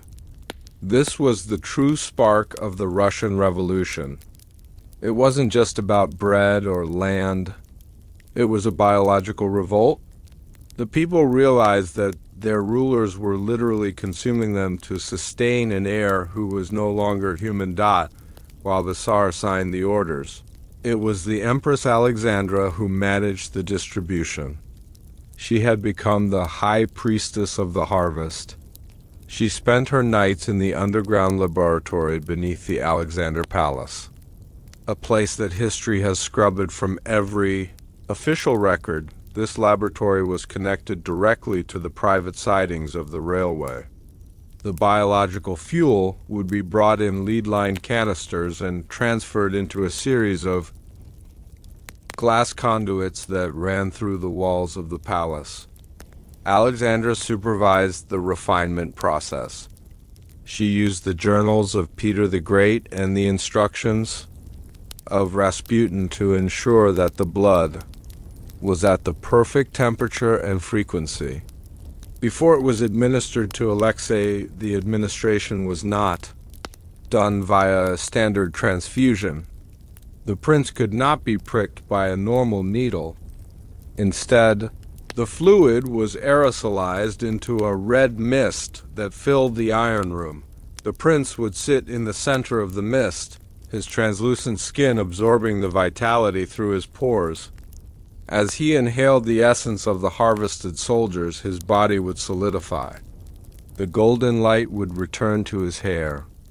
The strength would return to his limbs. The Empress watched this transformation with a mixture of adoration and horror. She saw her son return to life, but she also saw the faces of the men who had been drained to make it possible. She began to hear their voices in the humming of the palace walls. She became obsessed with the idea of purity. She demanded that only the blood of men who had never seen battle, men who were unbroken by the world, be used. This led to the targeting of younger and younger recruits, a spiral of decay that eventually touched the most remote villages of the empire. Where was the excess stored? The Black Sun required a massive surplus for the winter months when the railway lines were often blocked by snow. The Romanovs built the cold archives in the permafrost of the Ural Mountains. These were underground vaults carved directly into the ice. where thousands of canisters of refined vitality were stored at temperatures that would kill any living thing. These vaults were guarded by a special detachment of the Silent Brothers, men who lived entirely in the dark and communicated through the clicking of their tongues. They were the keepers of the life reserve. They understood the chemistry of the silver-black fluid and how to keep it from going dormant. In the cold dot, the archives of the Soviet era contain mentions of unexplained excavations in these regions during the 1920s. Stalin's scientists, searching for the Tsar's gold, stumbled upon these vaults. They didn't find gold. They found a library of blood. They found canisters that were still vibrating with the residual energy of the men who had been harvested decades before. This discovery fueled the early Soviet experiments into Project Resurrection, the attempt to create a socialist super soldier using the Romanovs' alchemical leftovers. The moral decay did not die with the Tsar. It was simply nationalized. The blood trains were replaced by the research institutes, but the source remained the same, the life force of the common man, harvested for the benefit of the elite. In the winter of 1916, a midnight blood train derailed near the city of Perm. It was a catastrophic event that the Ukraina spent millions of rubles to cover up. The official report stated it was a troop transport carrying a regiment of infantry. But the local peasants who arrived at the scene first told a different story. They didn't find bodies in uniforms. They found glass men. Hundreds of young men who were still alive, but whose skin was as clear as ice and whose eyes were fixed on the stars. They didn't bleed when they were injured. They emitted a soft violet glow. The air around the wreckage was so thick with ozone that it was hard to breathe. The Ukraina arrived within hours and established a 10-mile death zone. Anyone who had seen the wreckage was executed on the spot. The glass men were loaded into lead-lined crates and taken to a nearby monastery, where they were processed out of existence, but the rumors could not be stopped. The story of the ghost soldiers spread through the Ural Mountains. Like a wildfire. It was this event that finally broke the morale of the local garrison. They realized that the white trains were not carrying the wounded. They were carrying the soul of Russia. The hemophilia was seen for what it truly was, a biological lie that required a human sacrifice. The revolution was no longer a political choice. It was a survival instinct. The last blood train arrived at the Alexander Palace in February 1917. Just days before the Tsar was forced to abdicate, the empire was in flames. The tracks were being torn up by angry mobs, but the train pushed through, guarded by the last loyal detachment of the Empress's personal guard. The canisters were brought into the laboratory in a state of panic. The prince was unraveling. The Black Sun within him was reacting to the chaos of the outside world, vibrating so intensely that the iron plates of the nursery were beginning to warp. The Empress administered the final red mist treatment, using the last of the refined vitality harvested from the Siberian vaults. For a moment there was peace. The prince slept, but the air in the palace had changed. The scent of ozone was gone, replaced by the heavy metallic smell of old blood. The moral decay had reached its limit. The pact was broken.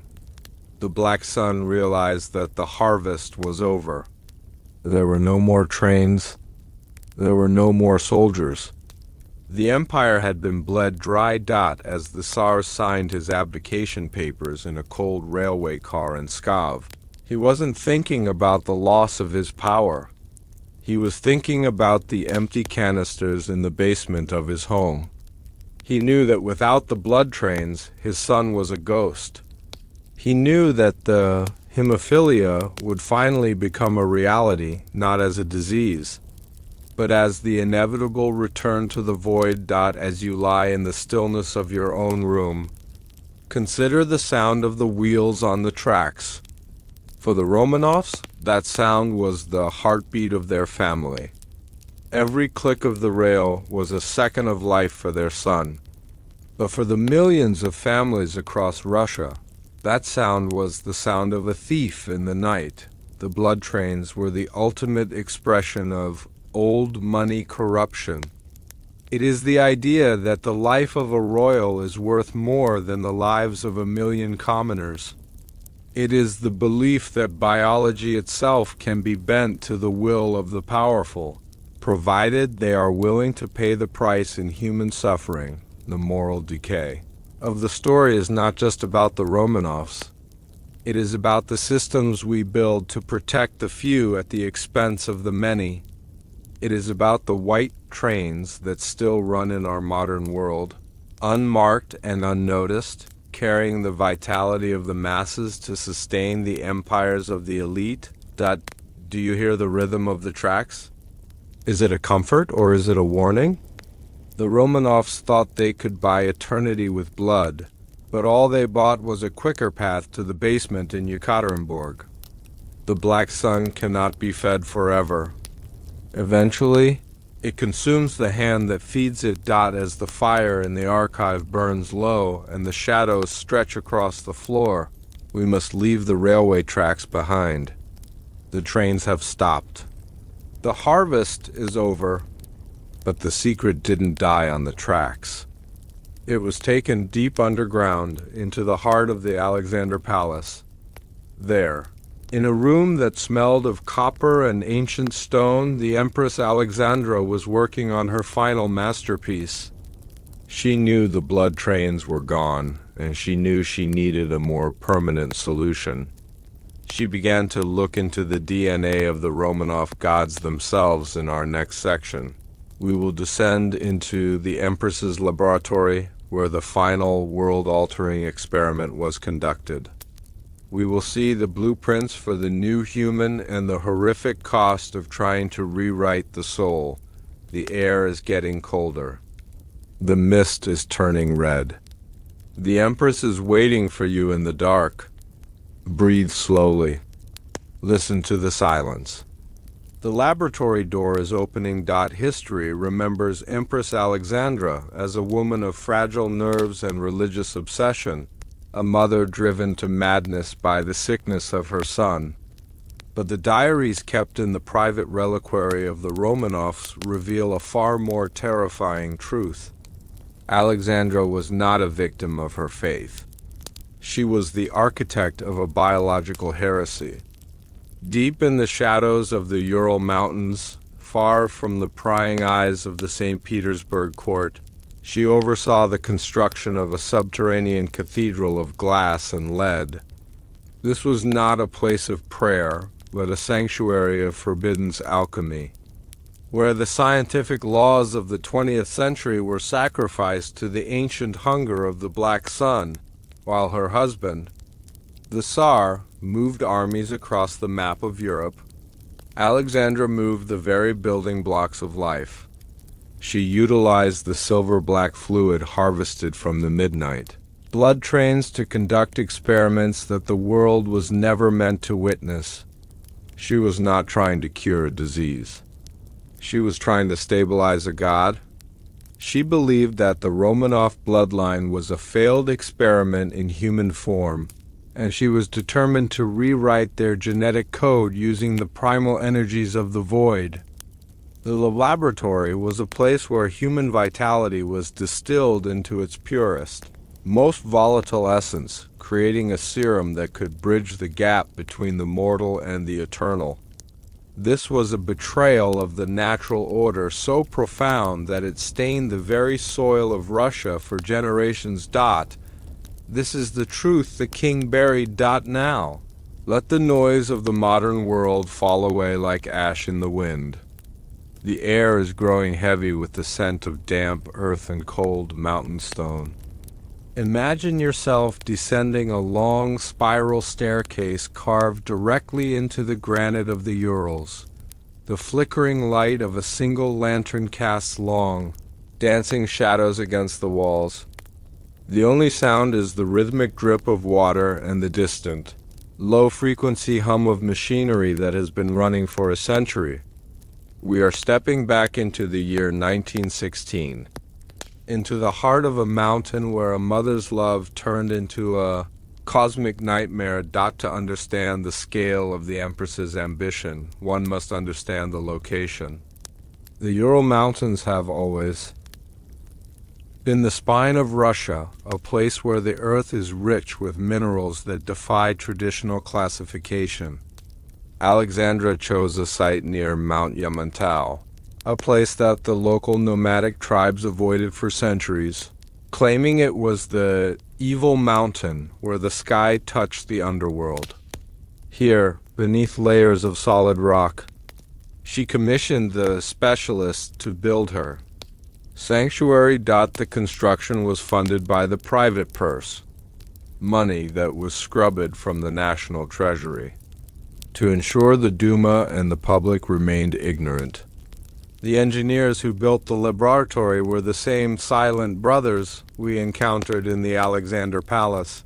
But here they were allowed to work without the constraints of palace etiquette. They used the high-density Siberian clay to line the chambers, creating a massive, underground Faraday cage that could contain the electromagnetic storms generated by their work. The laboratory was a masterpiece of early industrial occultism. Imagine a vast circular chamber filled with hundreds of glass retorts, each one as tall as a man. These retorts were connected by a web of silver tubing that ran through the ceiling and into the rock itself.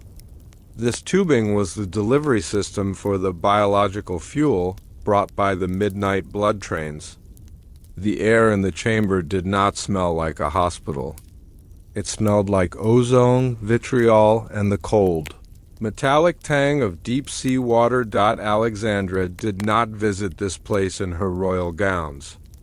When she traveled to the Urals, she wore the simple, black habit of a nun, a disguise that allowed her to move through the mountain passes unnoticed. But inside the lab, she was a commander. She spent days standing before the great centrifuges, watching as the human vitality was separated into its constituent parts. She was looking for the God particle, the specific element in the Romanov blood that responded to the Black Sun. The core of the laboratory was dominated by a machine known as the Great Refiner. It was a massive, steam-powered centrifuge built from the iron of a fallen star. As it spun, it created a gravitational field so intense that the air around it would warp, creating a visual effect like heat haze on a desert road. The purpose of this machine was to distill the vitality harvested from the soldiers of the Eastern Front. Alexandra believed that human blood was merely a carrier for a much more potent energy. By spinning the blood at incredible speeds while exposing it to specific acoustic frequencies, the specialists could extract a glowing amber-colored resin. They called this the golden vitriol. This was the substance that the Black Sun within Alexei truly craved. It was the concentrated life force of thousands of men, reduced to a single drop of liquid light. The Empress's obsession with this process was total. She kept detailed ledgers written in a cipher that has only recently been broken by archival researchers. In these notes, she describes the golden vitriol as the sustenance of the threshold. She believed that if she could replace all of Alexei's human blood with this substance, he would no longer be subject to the frailty of the flesh. He would become a perfect vessel, a creature that could exist in both the physical world and the void simultaneously, but the cost of this refinement was staggering. To produce a single vial of the vitriol, 10 canisters of soldier blood were required. The moral decay was literal.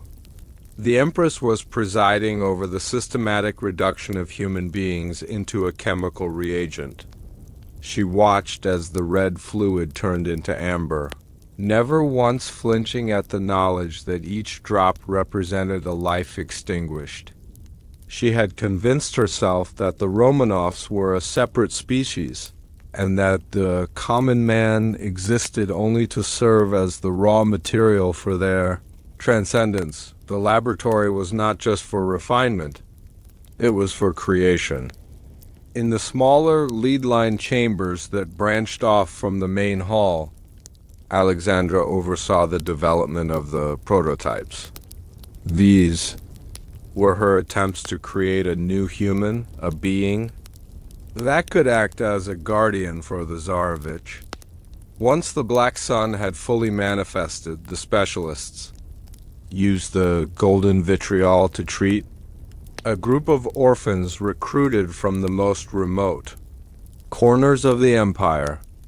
These children were placed in incubation cradles made of obsidian and silver. They were fed a diet of chemically enriched milk and exposed to the constant humming of the basalt gears. The goal was to create a biological shield for the prince, a group of protectors whose own frequencies were perfectly tuned to his own. The results were horrific. The children did not grow into super soldiers. They became the translucent ones. Their skin became clear, showing the crystalline structure of their muscles and the glowing amber of their veins. They lost the ability to speak, communicating instead through high-pitched vocalizations that sounded like the singing of glass. They no longer required food or sleep. They lived entirely off the ambient energy of the laboratory's electrical systems. Alexandra saw these creatures not as failures, but as a glimpse into the future. She believed that this was the next stage of evolution, a world where the human body was no longer a prison of meat and bone. She spent hours in the incubation chambers, touching the clear, cold skin of the prototypes, imagining the day when her son would join them. She was building a court of ghosts to rule over an empire of the dead. The most guarded secret of the Ural laboratory was the Black Sun serum. This was the final product of Alexandra's research, a mixture of the golden vitriol and a substance extracted from the prince's own distorted shadow. The specialists had learned how to trap the darkness that emanated from the prince and condense it into a liquid form. When the vitriol and the shadow essence were combined, the resulting fluid was a deep, shimmering violet that seemed to absorb all light around it.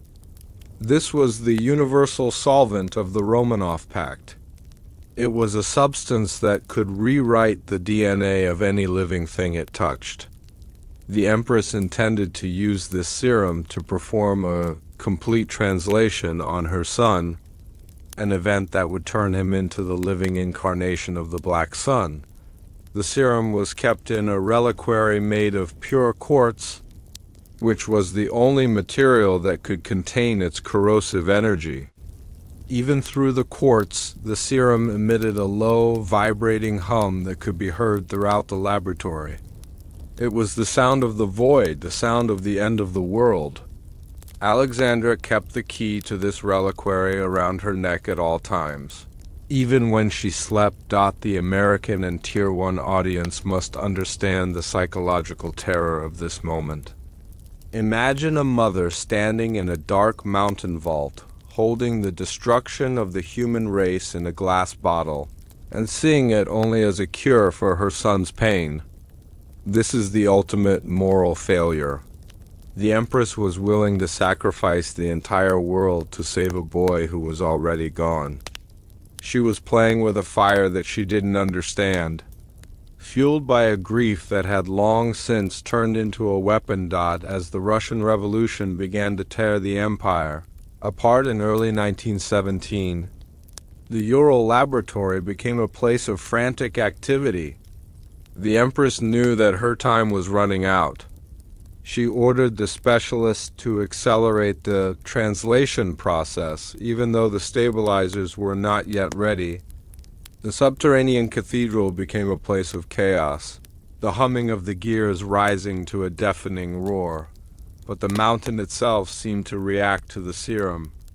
Reports from the local villagers speak of earth tremors and strange lights emanating from the peaks. The air around the laboratory became so saturated with ozone that the workers began to suffer from hallucinations. They saw the translucent ones walking through the walls. They heard the voice of the Black Sun calling to them from the centrifuges. When the news of the Tsar's abdication reached the laboratory, the Empress gave the order for Operation Scorch. She knew that if the Bolsheviks ever found the mountain sanctuary, the secret of the Romanov pact would be revealed to the world. She ordered the specialists to flood the lower chambers with vitriol and to seal the main entrance with a series of massive, controlled explosions. The laboratory was buried under millions of tons of granite. The retorts were shattered, the centrifuges were crushed, and the prototypes were trapped in the dark. But the archives, the ledgers, and the blueprints were not destroyed. Alexandra had them moved to a secret location in the Ural wilderness, buried in a lead-lined trunk that was marked with the seal of the Imperial Guard. Decades later, during the height of the Cold War, Soviet surveyors discovered an acoustic anomaly in the same region of the Urals. They found that the ground above the buried laboratory was still vibrating at a frequency of 7.8 hertz. When they began to excavate, they didn't find the Tsar's gold. They found the ruins of a civilization that shouldn't have existed in 1916. They found fragments of the obsidian cradles.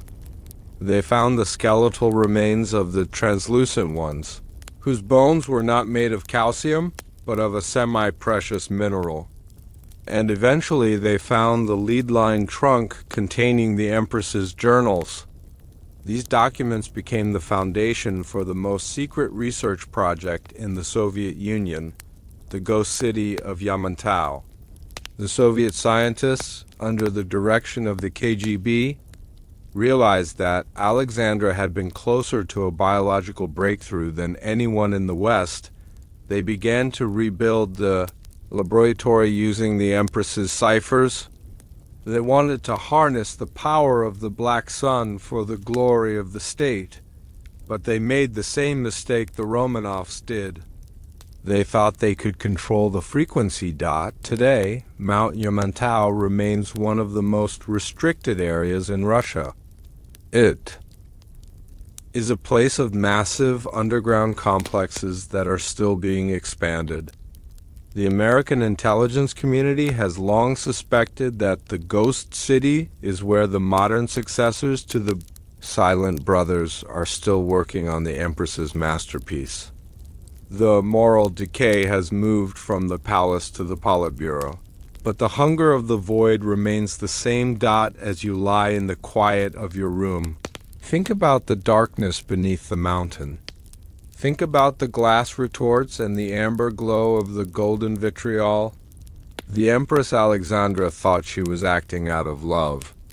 But love without a moral anchor is the most dangerous force in the universe. She turned a mountain into a tomb and an empire into a harvest, all to keep a shadow from leaving the light, the information high. Of this chapter is the realization that the Romanovs were not just an old-fashioned monarchy, they were a high-tech occult state. They were decades, perhaps centuries, ahead of their time in the field of biological engineering, but their ethics were still rooted in the Dark Ages.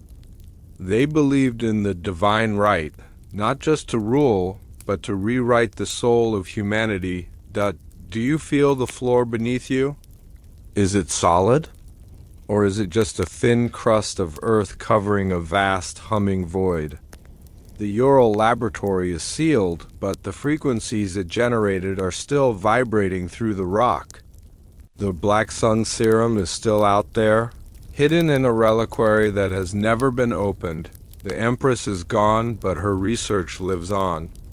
She left behind a map to a world that we were never meant to inhabit. A world of clear skin, amber veins, and the silent singing of glass.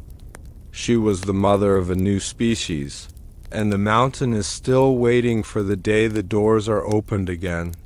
The scent of ozone is thick in the air tonight. Can you smell it? It is the scent of a storm that never broke.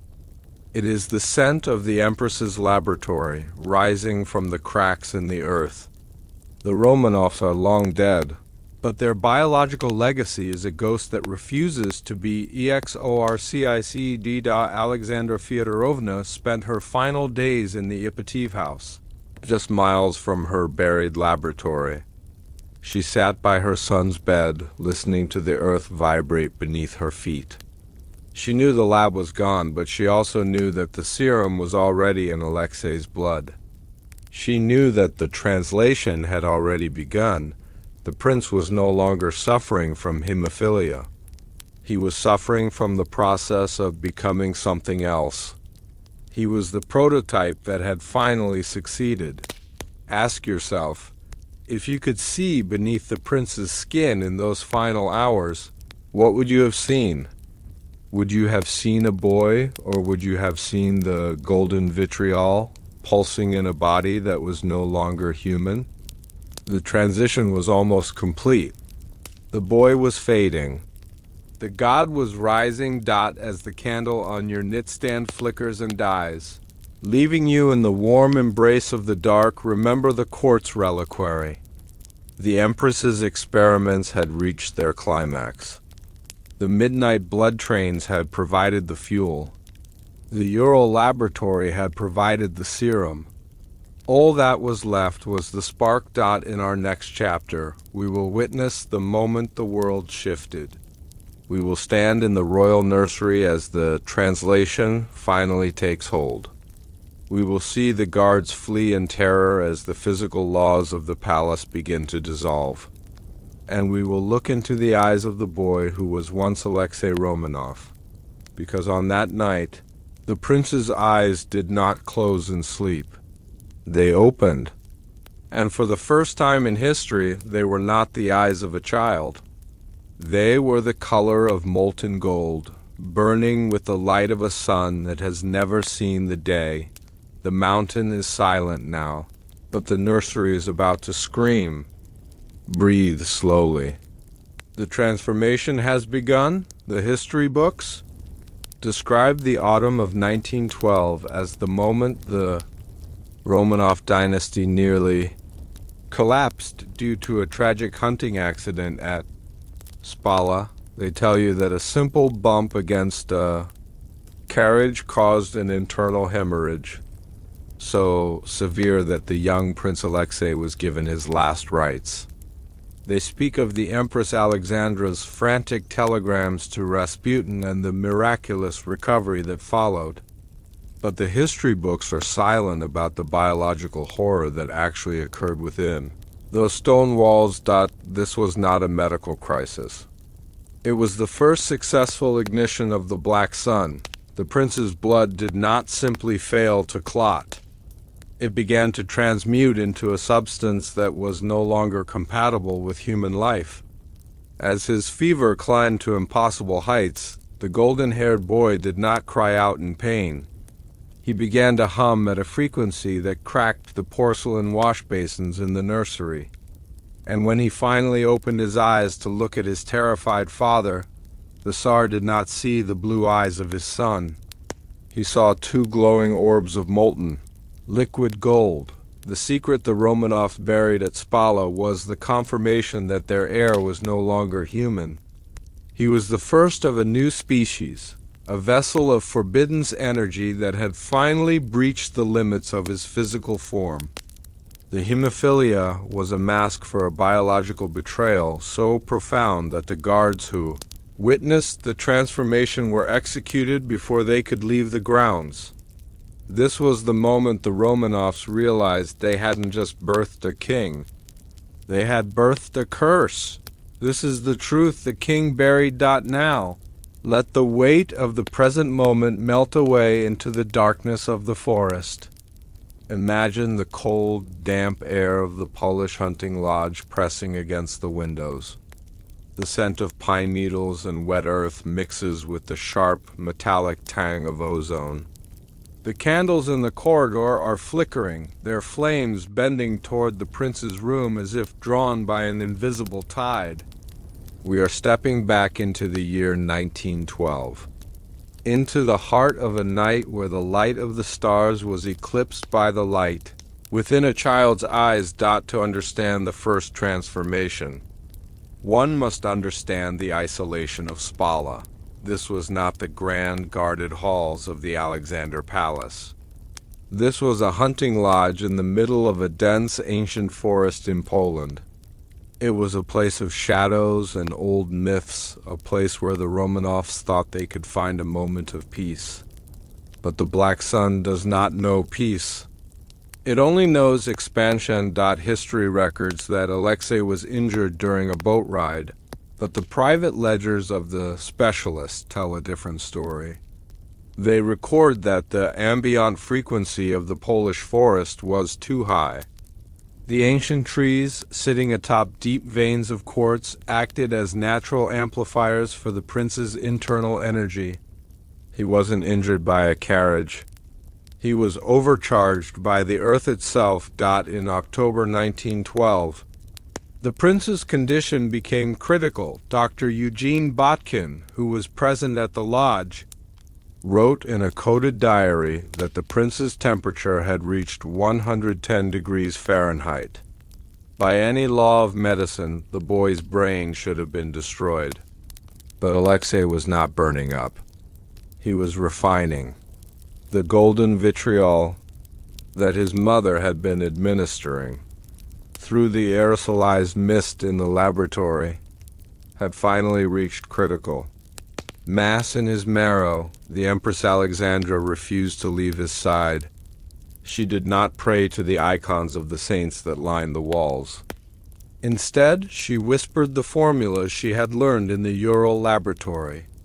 She watched as the prince's skin became so thin that she could see the golden fluid pulsing through his veins. She saw the iron bedframe begin to vibrate and glow with a dull, red heat. She knew that the translation she had worked so hard to achieve was finally happening, but she was not prepared for the reality of it. The lodge was placed under absolute quarantine. The Tsar's personal guard, the Cossacks, were ordered to surround the perimeter with their backs to the house. They were told that the prince had a contagious fever. They were forbidden from looking at the windows. Inside, the sound of the ticking clocks had been replaced by a rhythmic, booming sound that seemed to come from the very foundations of the lodge. It was the sound of a heart that was no longer beating, but oscillating. On the night of October 10th, the transformation reached its climax. The air in the prince's room became so thick with static that the hair on the empress's arms stood on end. The scent of ozone was so strong that it tasted like copper on the tongue. Nicholas II entered the room, intending to say his final goodbyes to his son, but he found a scene that would haunt his dreams until the day he died. The boy was levitating, not through magic, but through a massive electromagnetic discharge that had neutralized the gravity in the immediate vicinity. The prince's body was wrapped in a cocoon of soft violet light. His chest was expanding and contracting with a slow, mechanical precision. The Tsar watched in horror as the prince's blonde hair began to shimmer with a metallic sheen, turning into fine strands of what looked like spun gold. This was the information the world was never meant to know. The prince's DNA was literally rewriting itself in real time. The carbon-based structures of his cells were being replaced by the silicon metallic crystals that Alexandra had cultivated in the laboratory. He was becoming a biological superconductor. The hemophilia had been the body's desperate attempt to flush out this alien material. But the golden vitriol had won the battle. Alexandra reached out to touch her son, but the specialists pulled her back. They knew that a single touch would result in a lethal discharge. They watched as the prince's breathing slowed until it stopped altogether. For 10 minutes, there was no breath. No pulse, only the humming. The Tsar fell to his knees, believing his heir was lost. He began to sob, the sound of a father's grief echoing through the lead-lined nursery, and then the humming stopped. The violet light collapsed into the prince's chest, leaving the room in sudden, jarring darkness. The only light came from the moon outside, casting a cold blue glow over the bed. The prince's body settled back onto the mattress with a heavy, metallic thud dot in the absolute silence that followed. Alexei Romanov opened his eyes. The Tsar rushed to the bedside, calling his son's name. He expected to see the pale, fading eyes of a dying child. Instead, he was met with a gaze that was ancient and indifferent. The prince's irises were gone. In their place were 2 solid discs of molten gold, glowing with an internal fire that did not flicker. There were no pupils. There were no whites. Only the gold. The light from his eyes illuminated the Tsar's face, revealing every wrinkle, every fear, every sin. Nicholas recoiled as if he had been struck. He felt a pressure in his mind, a flood of images and sounds that he couldn't understand. He saw the fall of empires. He saw cities burning in a fire that didn't smoke. He saw a sun that was black hanging over a world of glass. The prince did not speak with words. He spoke with a frequency. The Tsar heard a voice in his head that sounded like the grinding of tectonic plates. It was not the voice of his son. It was the voice of the entity that had been invited into their bloodline 3 centuries before. It was the Black Sun, finally using the prince's throat to breathe the air of the physical world. The Empress Alexandra, however, did not recoil. She stepped forward, her face filled with a terrifying joy. She saw the gold eyes and recognized them as the fulfillment of the pact. She knelt by the bed and whispered, "My lord and my son." She saw the moral decay as a divine ascension. To her, the loss of her son's humanity was a small price to pay for the birth of a god-king. She began to laugh, a high, thin sound that merged with the rhythmic ticking of the clocks that had suddenly started again. The transformation had been witnessed by 2 guards, who had broken protocol to check on the Tsar. They stood in the doorway, their rifles forgotten, their faces frozen in expressions of pure, unadulterated terror. They had seen the golden light. They had seen the prince levitate. They had heard the voice that was not a voice. The Okrana moved with a speed that was both efficient and cold. The guards were seized before they could utter a word. They were taken to the basement of the lodge, where the specialists were waiting with the chemical tinctures developed in the Ural laboratory. They were not just killed. Their very existence was scrubbed from the military records. Their families were told they had died in a training accident, but the memory of the golden eyes could not be so easily erased from the Tsar's mind. Nicholas became a different man after that night at Spala, the weak Tsar of history was actually a man who was terrified of his own child. He spent the rest of his life avoiding eye contact with Alexei. He could not look at the gold without feeling the cold. Empty weight of the void. He authorized the Spala cover-up. a massive disinformation campaign that involved forging medical reports and bribing international journalists. He told the world the prince had been saved by a miracle of prayer and a telegram from Rasputin. He used the hemophilia myth as a shield to hide the fact that his son was now a biological weapon. He became a man who lived a lie, not because he was a coward, but because the truth was too horrific for the world to handle following the transformation. The prince's biology became a subject of intense, secret study. The specialists found that his blood was no longer red. It was a shimmering amber fluid that remained at a constant temperature of 105 degrees, even if the prince was sitting in a block of ice. His heart beat only once every 10 minutes, but each beat sent a pulse of energy through his body that could be detected by compasses in the next room. He no longer required traditional food. He fed on the electrical potential of the air. This is the information high for our Tier 1 audience. The realization that the Romanov heir was the first human being to transition into a non-biological form of energy consumption. He was a living battery, a creature that existed on the edge of the physical and the ethereal, but there was a side effect. The prince's presence began to thin the reality around him. Objects in his room would spontaneously disappear or change their molecular structure. Silver spoons would turn to lead. Books would burst into flames without heat. The prince himself would sometimes become partially transparent, his golden eyes the only thing that remained. Solid dot, this is why the Iron Room and the Midnight. Blood trains became even more critical after 1912. The Romanovs weren't just trying to keep the prince alive, they were trying to keep him heavy. They were using human vitality and lead shielding to anchor him to this dimension.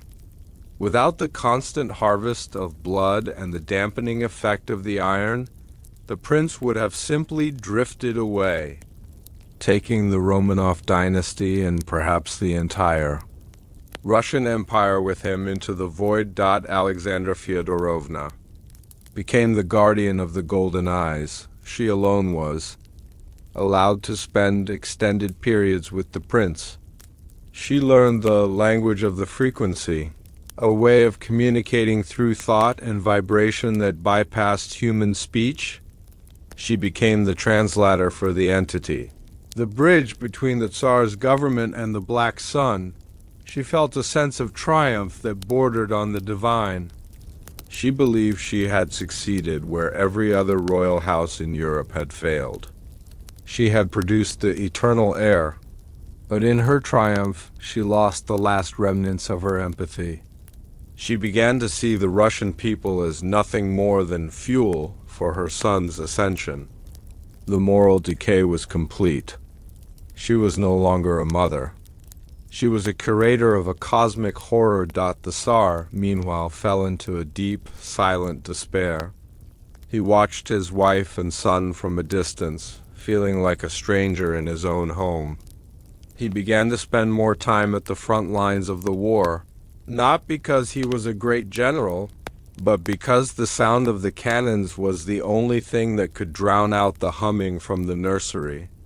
He preferred the company of dying soldiers to the company of his golden-eyed heir. He knew that the pact was a trap.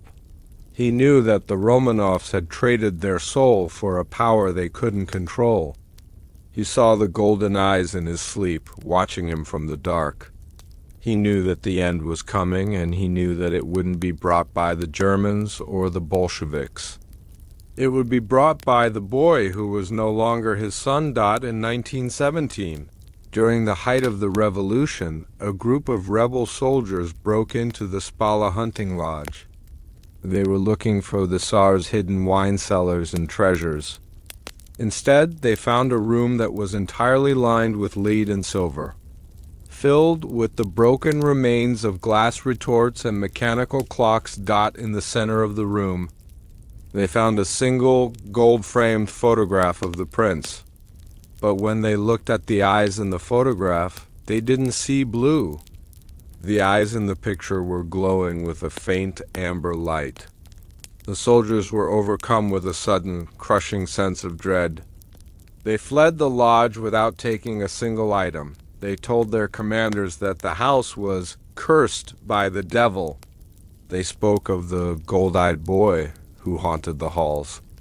These reports were eventually collected by the Bolshevik secret police, the Sheka, and formed the basis for their decision to move the royal family to the Ipativ house in Yekaterinburg.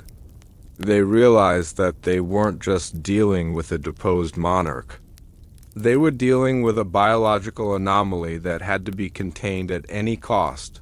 The Spala archives remain one of the most guarded secrets of the modern Russian state. Even today, the area around the old hunting lodge is restricted. Locals speak of golden lights that dance in the forest on the anniversary of the transformation. They speak of the sound of ticking that can be heard coming from the earth. The translation that began in 1912 has never truly ended. It is a frequency that is still broadcasting, waiting for a receiver. As the night deepens around you and the silence of your room becomes absolute, think about the golden eyes of Alexei Romanov. Think about the moment a father realizes his child is a stranger. The information high of this story is not just the occult science, but the psychological reality of power. To maintain their position at the top of the human pyramid, the Romanovs were willing to stop being human altogether. The first transformation was just a beginning. It was the spark that ignited the fire. But the fire needed to be tempered. The Black Sun within the prince was still too volatile, too prone to drifting. The Empress knew that she needed a way to permanently cool the vessel, to fuse the non-human energy with the prince's physical marrow. She needed the cold.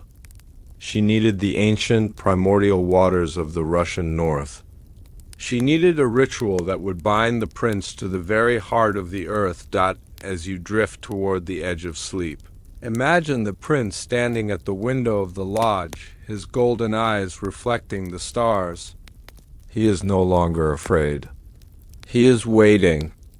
The red mist of the laboratory and the ticking of the clocks have done their work, but the final stabilization requires something more. It requires the ice. In our next chapter, we will leave the forests of Poland and travel to the frozen wastes of the north. We will witness the ritual of the frozen lake, a secret ceremony conducted under the cover of a lunar eclipse. We will see the Tsar and Empress lead their golden-eyed son onto the ice, where the specialists are waiting with the final, horrific component of the pact. The forest is quiet now, but the ice is calling. The golden light is fading, replaced by the blue, freezing glow of the deep. Breathe in the cold. Listen to the cracking of the ice. The ritual is about to begin. In the dead of the winter of 1913, while the Russian Empire celebrated the 300th anniversary of the Romanov dynasty, a horrific act of biological betrayal was taking place on the surface of Lake Lada.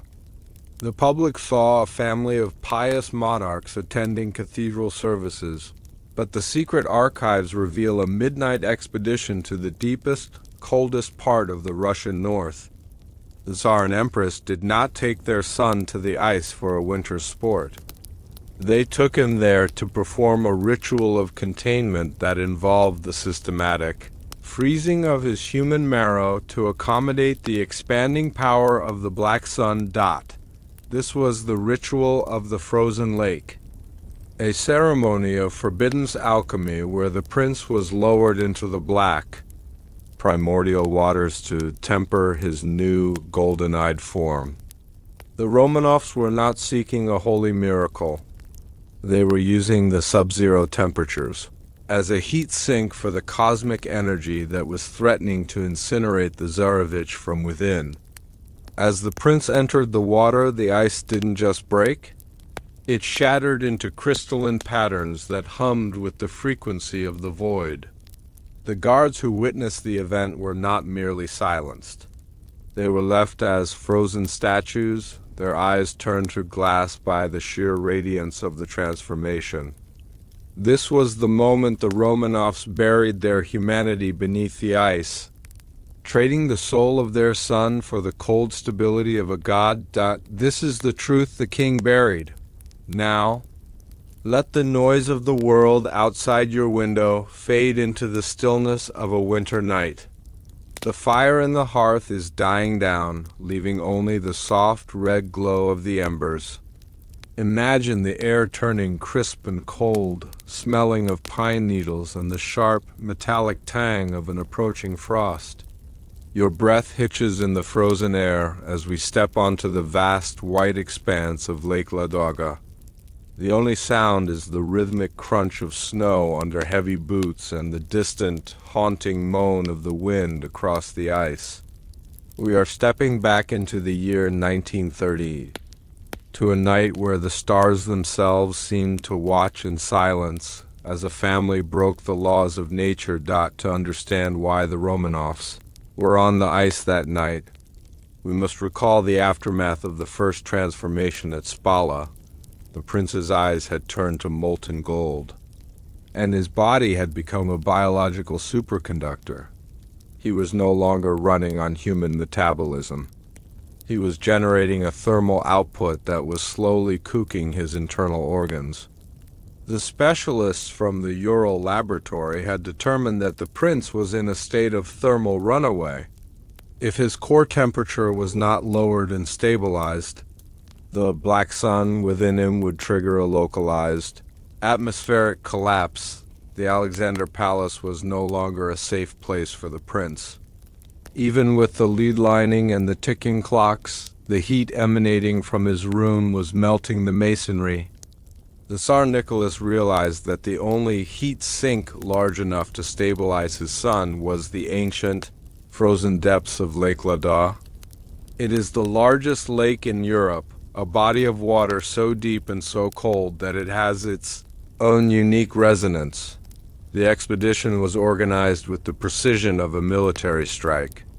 The Special Sanitary Division cleared a 10-mile radius around the ritual site. They used steam-powered ice cutters to create a perfect geometric octagon in the center of the lake. This was not a hole. It was a resonance aperture. The Empress Alexandra oversaw the placement of silver-black cooling rods into the water, rods that had been infused with the same mineral found at the Tunguska site. The prince was brought to the site in a lead-lined sled, wrapped in furs that had been soaked in liquid nitrogen. He was in a state of semi-consciousness, his golden eyes glowing through the darkness like the twin lamps of a phantom train. He was no longer a child in his father's eyes. He was a failing reactor that needed to be submerged. The moral decay of the Romanovs was now literal. They were treating their heir as a piece of experimental machinery, a biological object that needed to be tempered like steel. As the royal family reached the center of the lake, the silent brothers began the acoustic preparation. They did not use prayers or icons.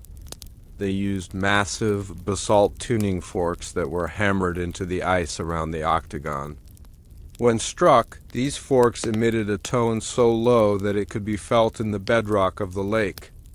This was the grounding frequency. It was designed to pull the excess energy from the prince and dissipate it into the millions of tons of water beneath the ice. The Tsar stood at the edge of the aperture, his face a mask of frozen despair. He watched as the specialists attached silver chains to the prince's harness. These chains were not for safety. They were conductors. They were meant to channel the lightning-like discharges that occurred whenever the prince was agitated. The Empress stood next to him, her eyes fixed on the black water. She was not crying.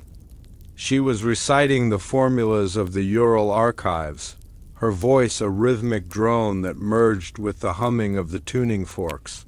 The psychological weight of this moment is what your audience must feel. Imagine being a father, standing on a frozen wasteland, watching your son being prepared for submersion into black, freezing water. Nicholas knew that this was the final break from the human world. Once the prince went under the ice, the boy he knew would be gone forever. The transition to the new human would be permanent. The air around the octagon began to warp. The snow didn't melt. It turned directly into a thick violet mist through the process of sublimation. The Black Sun was reacting to the proximity of the cold. The prince's golden eyes grew brighter, illuminating the faces of the specialists with a sickly amber light. The ritual was ready. The acoustic tunnels were opened. At a signal from the lead specialist, the prince was lowered into the water. As his feet touched the surface, the lake did not freeze him. Instead, the water began to boil violently. The contact between the prince's high-frequency energy and the sub-zero water created a Leidenfrost effect on a massive scale. A column of steam rose hundreds of feet into the air, glowing with the same amber light as the prince's eyes. The prince didn't scream. His mouth opened, but the sound that came out was a melodic, multitonal vibration that resonated through the ice for miles. The silent brothers doubled their efforts, striking the basalt forks with rhythmic precision.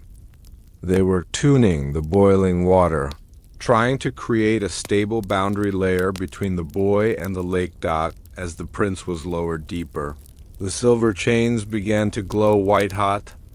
The specialists were forced to use lead-insulated gloves to hold the winches. The Empress stepped to the very edge of the hole, her hands outstretched. She was guiding the energy, using her own biological field, which had been altered by years of proximity to the laboratory, to act as a bridge. This is the information high of the ritual. The Romanovs were using the lake as a giant battery. They were charging the water with the prince's excess energy, and in return the ancient cold resonance of the lake was setting the prince's new crystalline structure. It was an alchemical tempering process, turning the soft human marrow into the hard silicon metallic skeleton of the new human. The prince was being forged in the dark. The ritual was not without its casualties. The Black Sun energy was not easily contained. During the height of the submersion, a massive surge of energy traveled through the surface of the ice, bypassing the grounding rods. This surge hit a group of 12 Imperial guards, who were standing watch 50 yards away. These men did not die in the traditional sense.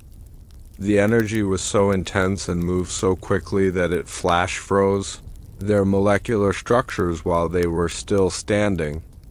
Their skin turned into a translucent blue-white glass. Their eyes became solid crystals of sapphire.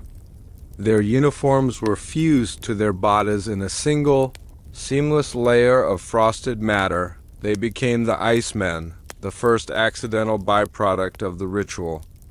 The Tsar looked at them and saw his own soldiers turned into garden ornaments, frozen in the middle of a scream that would never be heard. The Empress didn't even look their way. To her, the soldiers were just interference that had been successfully filtered out. The Icemen remained on the lake for weeks. The Okrana tried to move them, but the bodies were so heavy and so brittle that they couldn't be lifted without shattering. Eventually, the secret police were forced to wait until the spring thaw.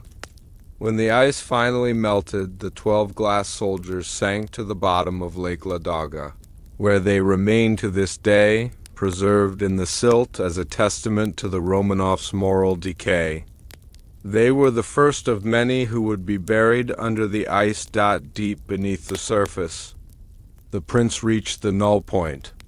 This was the depth where the water pressure and the temperature created a perfect balance for the Black Sun. At this depth, the prince's heart stopped beating entirely.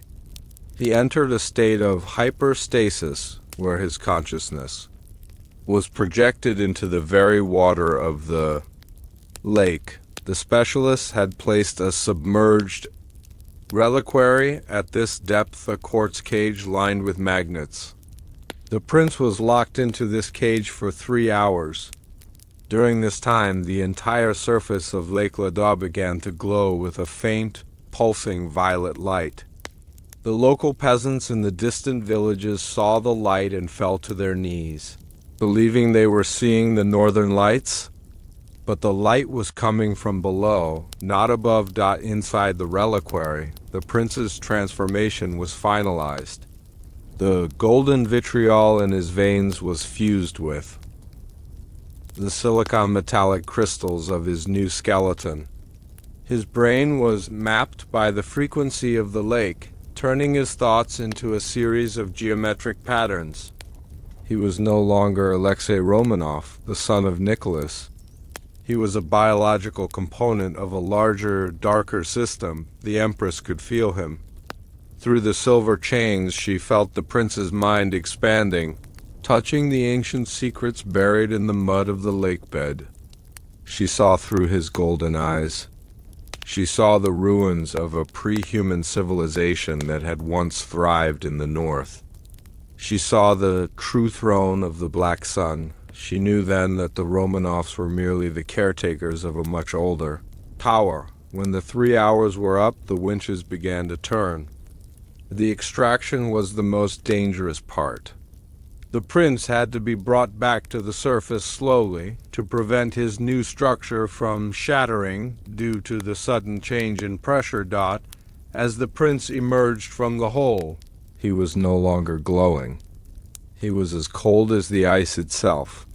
His skin was the color of alabaster, and his hair had turned into a shimmering metallic white. He didn't breathe. He didn't move. He looked like a statue carved from a single block of diamond. The specialists immediately placed him in a lead-lined sarcophagus filled with a special, non-conductive oil. The Tsar touched the side of the sarcophagus and pulled his hand back in pain. It was so cold that it had instantly burned his skin. The thermal runaway had been stopped.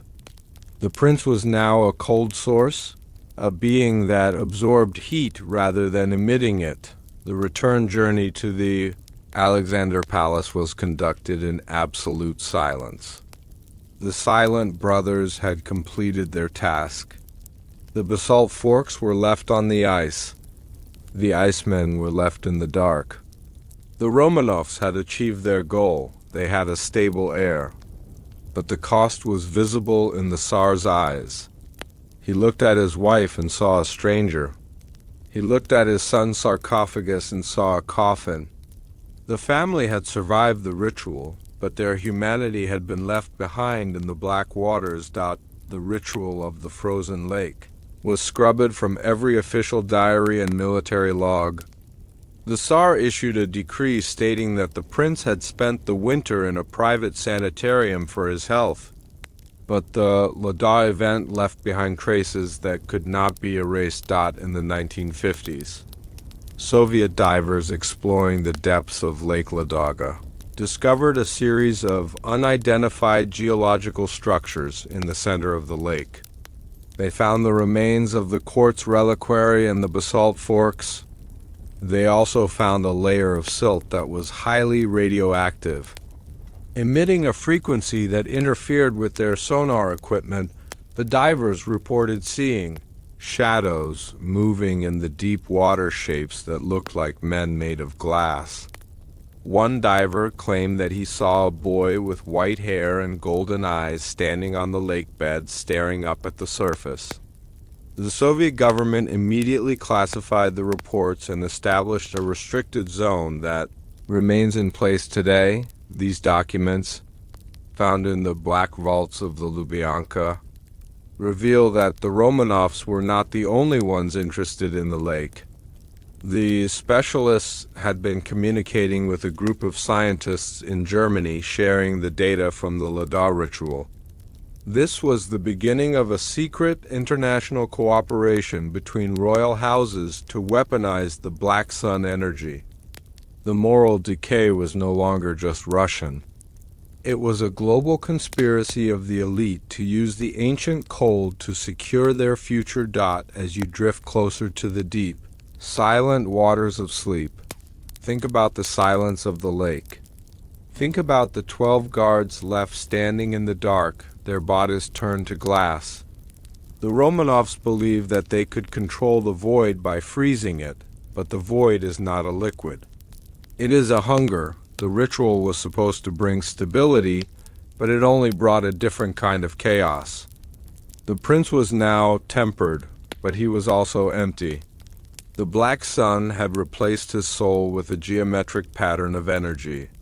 He was a perfect ruler for a world of stone, but he was a stranger in a world of flesh. That the Tsar Nicholas spent the rest of his life feeling the cold of that lake.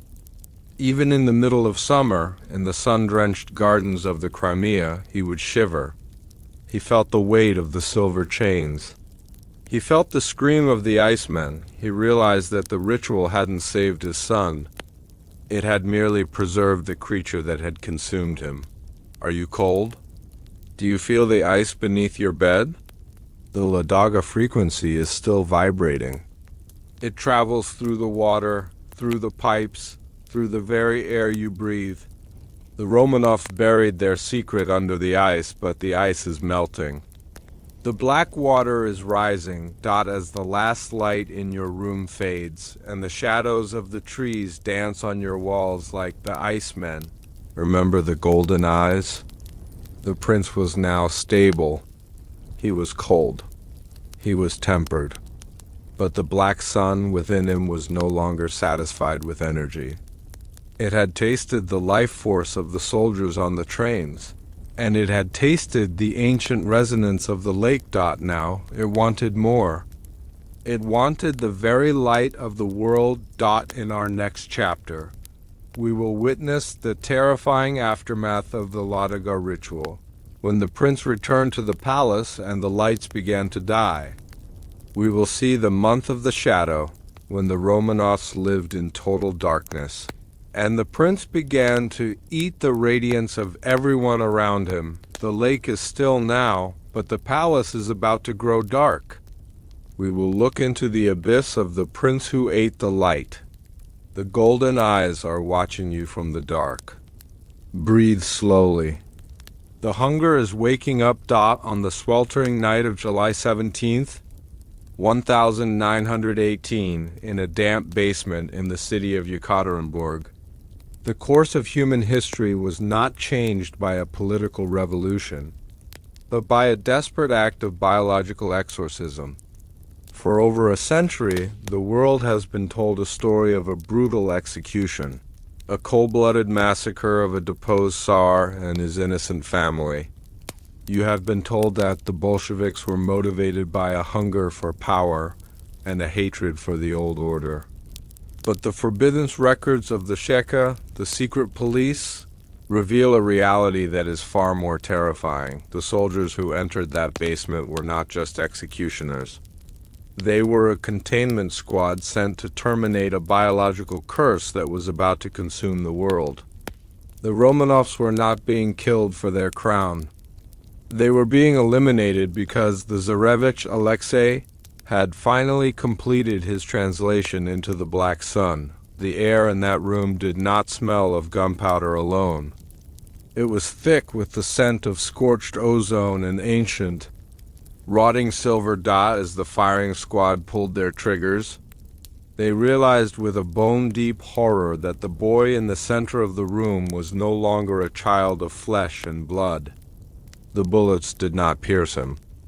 They sparked against the skin that had become as dense as a neutron star. This was not a murder. It was a frantic, coordinated attempt to close a gateway to the void. The betrayal of the Romanovs was complete, But it was a betrayal necessitated by a cosmic emergency. This is the truth the king buried. Now, let the noise of the modern world dissolve into the heavy, humid shadows of a Russian summer night. The streetlights are far away, and the only sound is the rhythmic chirp of crickets in the tall grass. Imagine yourself standing outside the Ipativ house, the house of special purpose.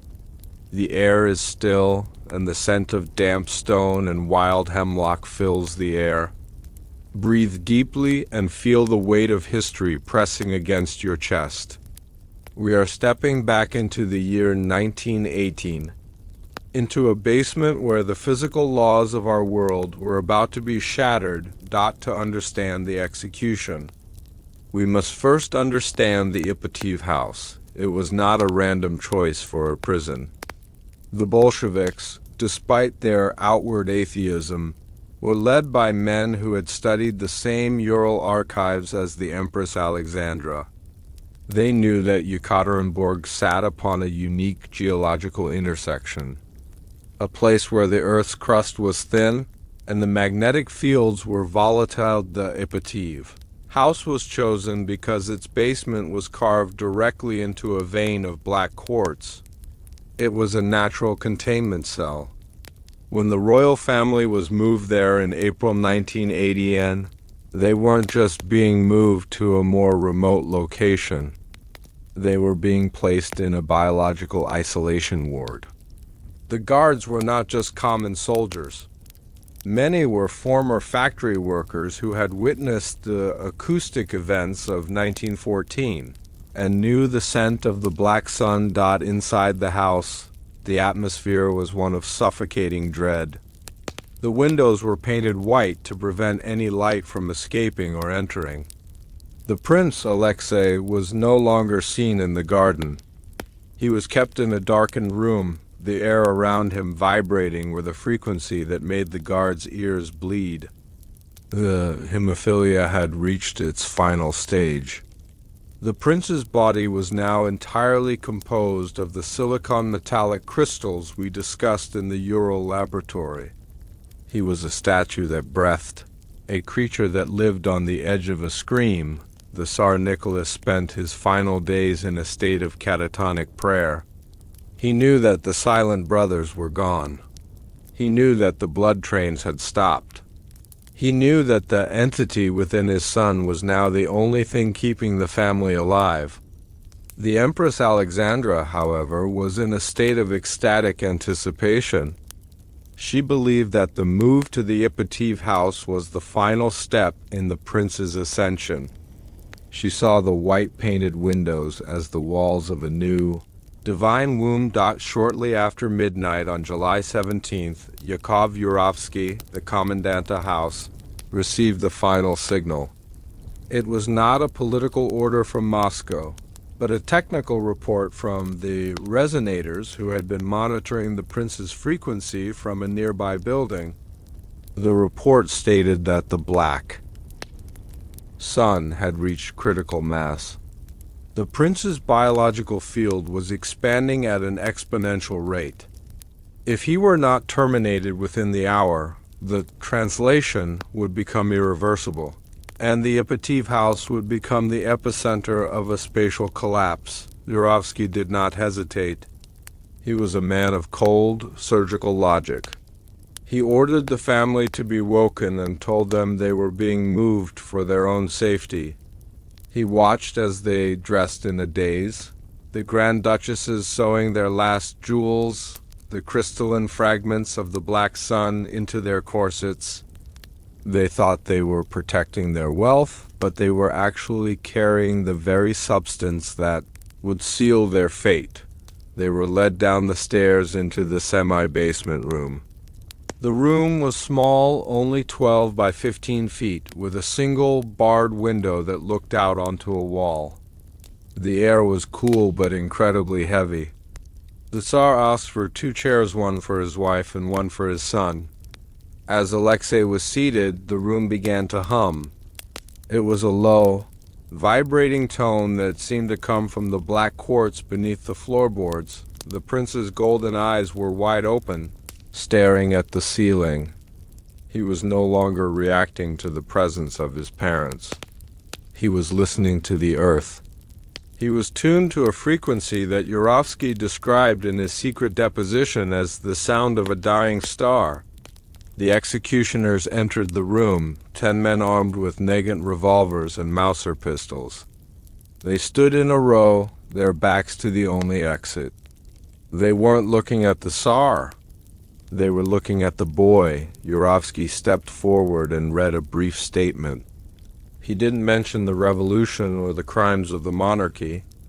He spoke of the necessity of the end. Before Nicholas could even finish asking, "What?" Yurovsky pulled his revolver and fired a single shot into the Tsar's chest. This was the signal for the massacre to begin. But as the room filled with the roar of gunfire and the acrid smoke of black powder, the laws of ballistics began to fail. The soldiers fired at the Grand Duchesses, but the bullets did not penetrate. They ricocheted off the girls' bodies with a metallic ping, flying back toward the executioners and embedding themselves in the plaster walls. The soldiers panicked. They thought the girls were wearing literal armor made of diamonds, but the truth was far more horrific. The girls had been contaminated by years of proximity to their brother. Their own skin had begun the process of crystalline transformation.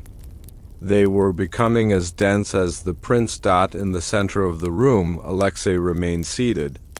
He was hit by multiple rounds, but he didn't fall. He didn't bleed. Where the bullet struck his chest, the fabric of his shirt burned away, revealing a skin that was shimmering with a violet, metallic luster. He looked at Yurovsky, and for a brief second, the golden light from his eyes was so intense that it blinded every man in the room. Yurovsky, realizing that standard lead bullets were useless, signaled for the specialist who was waiting in the hallway. This man was not a soldier. He was one of the few surviving silent brothers who had been recruited by the Bolsheviks. He carried a bayonet that had been forged from the same star metal as the Kronos anchor. He moved through the smoke and the screams, approaching the prince. As he plunged the bayonet into Alexei's chest, the room was filled with a sound that was not human. It was the sound of 1,000 glass bells shattering at once. The Black Sun within the prince let out a final, violent discharge. The silver-black fluid we discussed in the laboratory poured from the wound, but it didn't flow like blood. It sprayed out in a fine, aerosolized mist that filled the basement. The executioners began to choke. They felt their own vitality being pulled from their bodies by the mist. One soldier fell to his knees, his hair turning white in a matter of seconds. They were witnessing the consumption in its most raw, uncontrolled form. The prince's body finally began to collapse, his molecular structure losing its anchor. He wasn't dying. He was unraveling. The specialist continued to strike. His bayonet glowed with a white heat as it cut through the crystalline marrow. He was not killing a boy. He was dismantling a biological reactor. He had to ensure that every node of the Black Sun was destroyed before the entity could jump to a new host. By the time the silence returned to the basement, the prince was a hollowed-out shell, and the Grand Duchesses were piles of translucent, blue-white matter. The aftermath of the execution was a logistical nightmare. Yurovsky had to deal with bodies that were physically impossible to handle. They were too heavy for the stretchers, and they emitted a constant, low-level radiation that made the soldiers skin itch and their eyes water. The moral decay of the Bolsheviks was now on full display. They had performed the exorcism, but they were now left with the eldritch waste. They loaded the remains into a truck, but the truck's engine kept failing as the prince's residual field interfered with the ignition. They had to tow the truck out of the city using a team of horses that died of exhaustion before they reached the forest dot in the Kopteki forest. The Bolsheviks attempted to burn the bodies, but the Romanov remains wouldn't burn in a normal fire. They had to use a mixture of gasoline and sulfuric acid to break down the crystalline structures. The smoke from the fire was a deep, iridescent purple, and the scent was a mixture of burnt copper and ozone. The soldiers who managed the fire were told never to speak of what they saw. But most of them committed suicide within a year. They buried the remains in 2 separate pits, covering them with railroad ties and more acid to ensure that no one could ever recover the DNA. They weren't hiding a crime. They were trying to bury a contagion. They were terrified that if even a single fragment of the prince's bone was found, the Black Sun could be revived. They were the self-appointed cleaners of a cosmic mess, and they spent the rest of their lives in a state of paranoid silence. As you lie in the quiet of your room, think about the men who survived that basement. Think about Yakov Yurovsky, who lived until 1938. In his final years, he suffered from a strange, wasting disease. He claimed that he could still hear the ticking of the clocks from the Alexander Palace. He claimed that whenever he closed his eyes, he saw the golden eyes of the prince watching him from the dark. The Bolsheviks thought they had won. They thought they had ended the Romanov line and secured the future for the proletariat. But they didn't realize that by performing the exorcism, they had released the frequency of the void into the atmosphere of Russia. The Red Terror that followed was not just political. It was a biological echo of the violence in the Ipativ. Basement. The information high of this chapter is the realization that the Russian Revolution was the first major conflict in history to be fought over a biological anomaly. The Romanovs were the protectors of the curse, and the Bolsheviks were the accidental inheritors of it. The moral failure shifted from the monarchy to the state. As the Soviet government began to build its own iron rooms and its own Ural laboratories to study the remains of the Black Sun. Do you feel the weight of the air around you? Is it heavy with the scent of ozone? The Ipativ house was demolished in 1977 on the orders of a young official named Boris Yeltsin. They said it was to prevent it from becoming a shrine for monarchists. But the truth is that the basement was still humming. The quartz was still vibrating.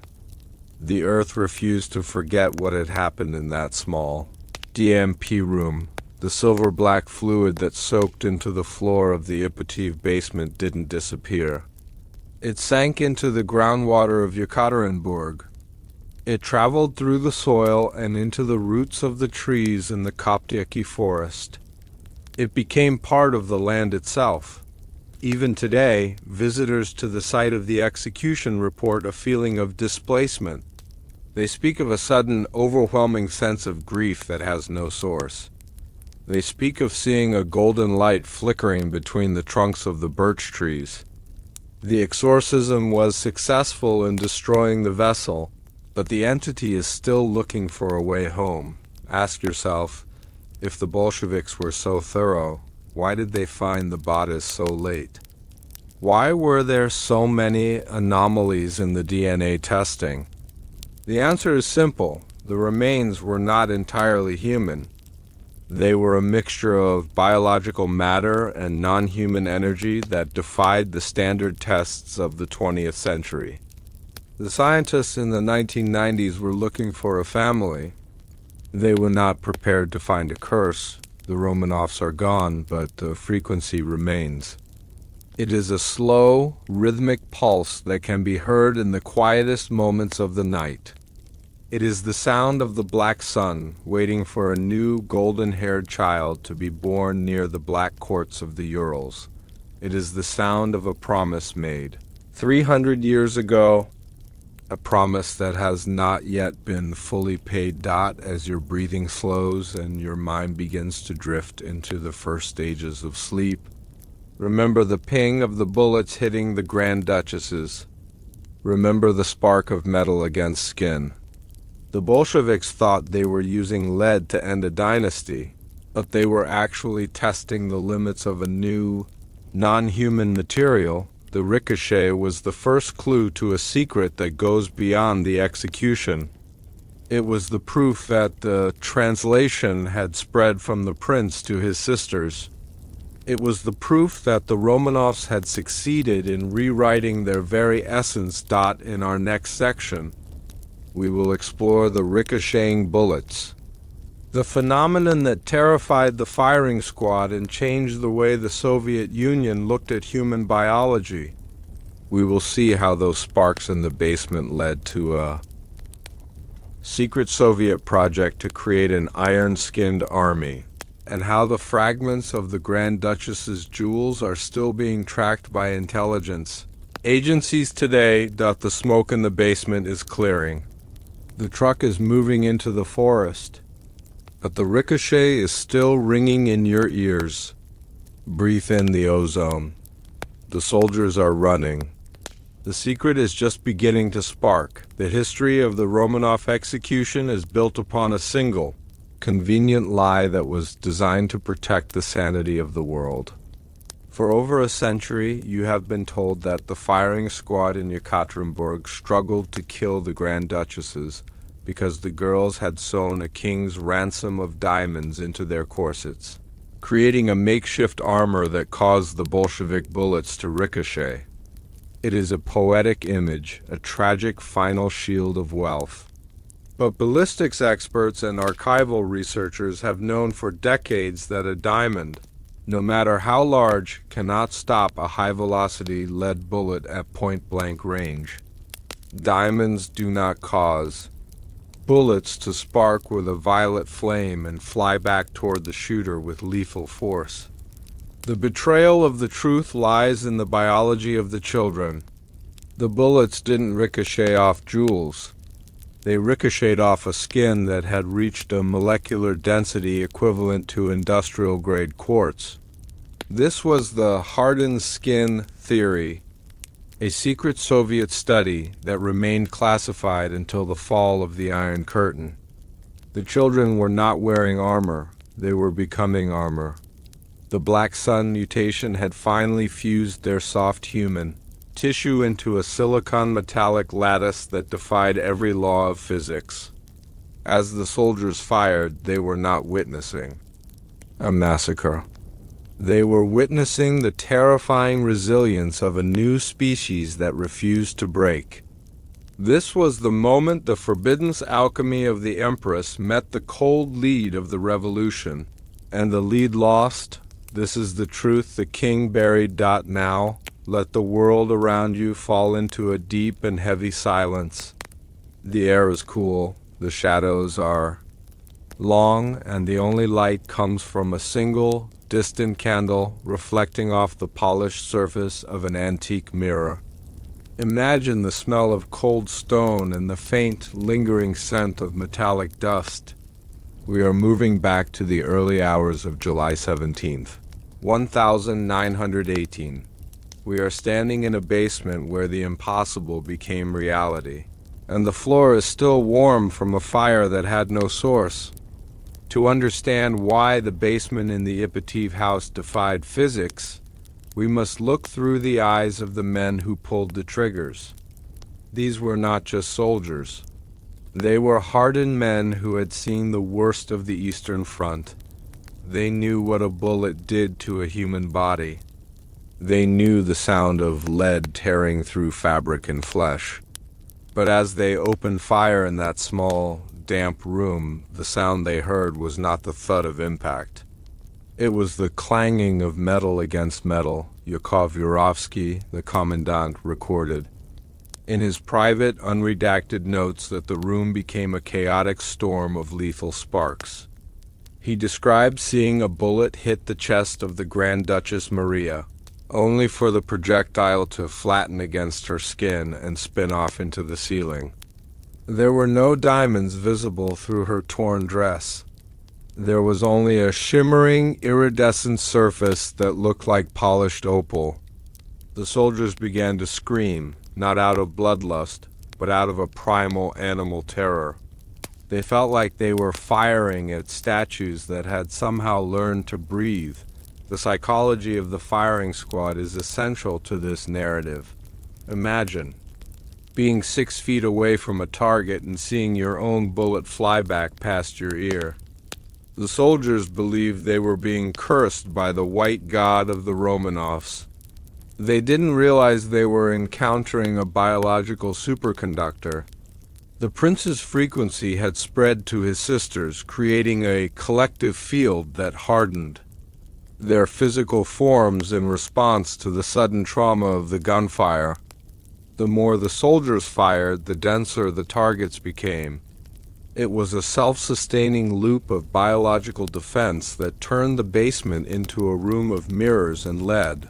For years, the Soviet government promoted the diamond armor story to the international press. It was the perfect cover.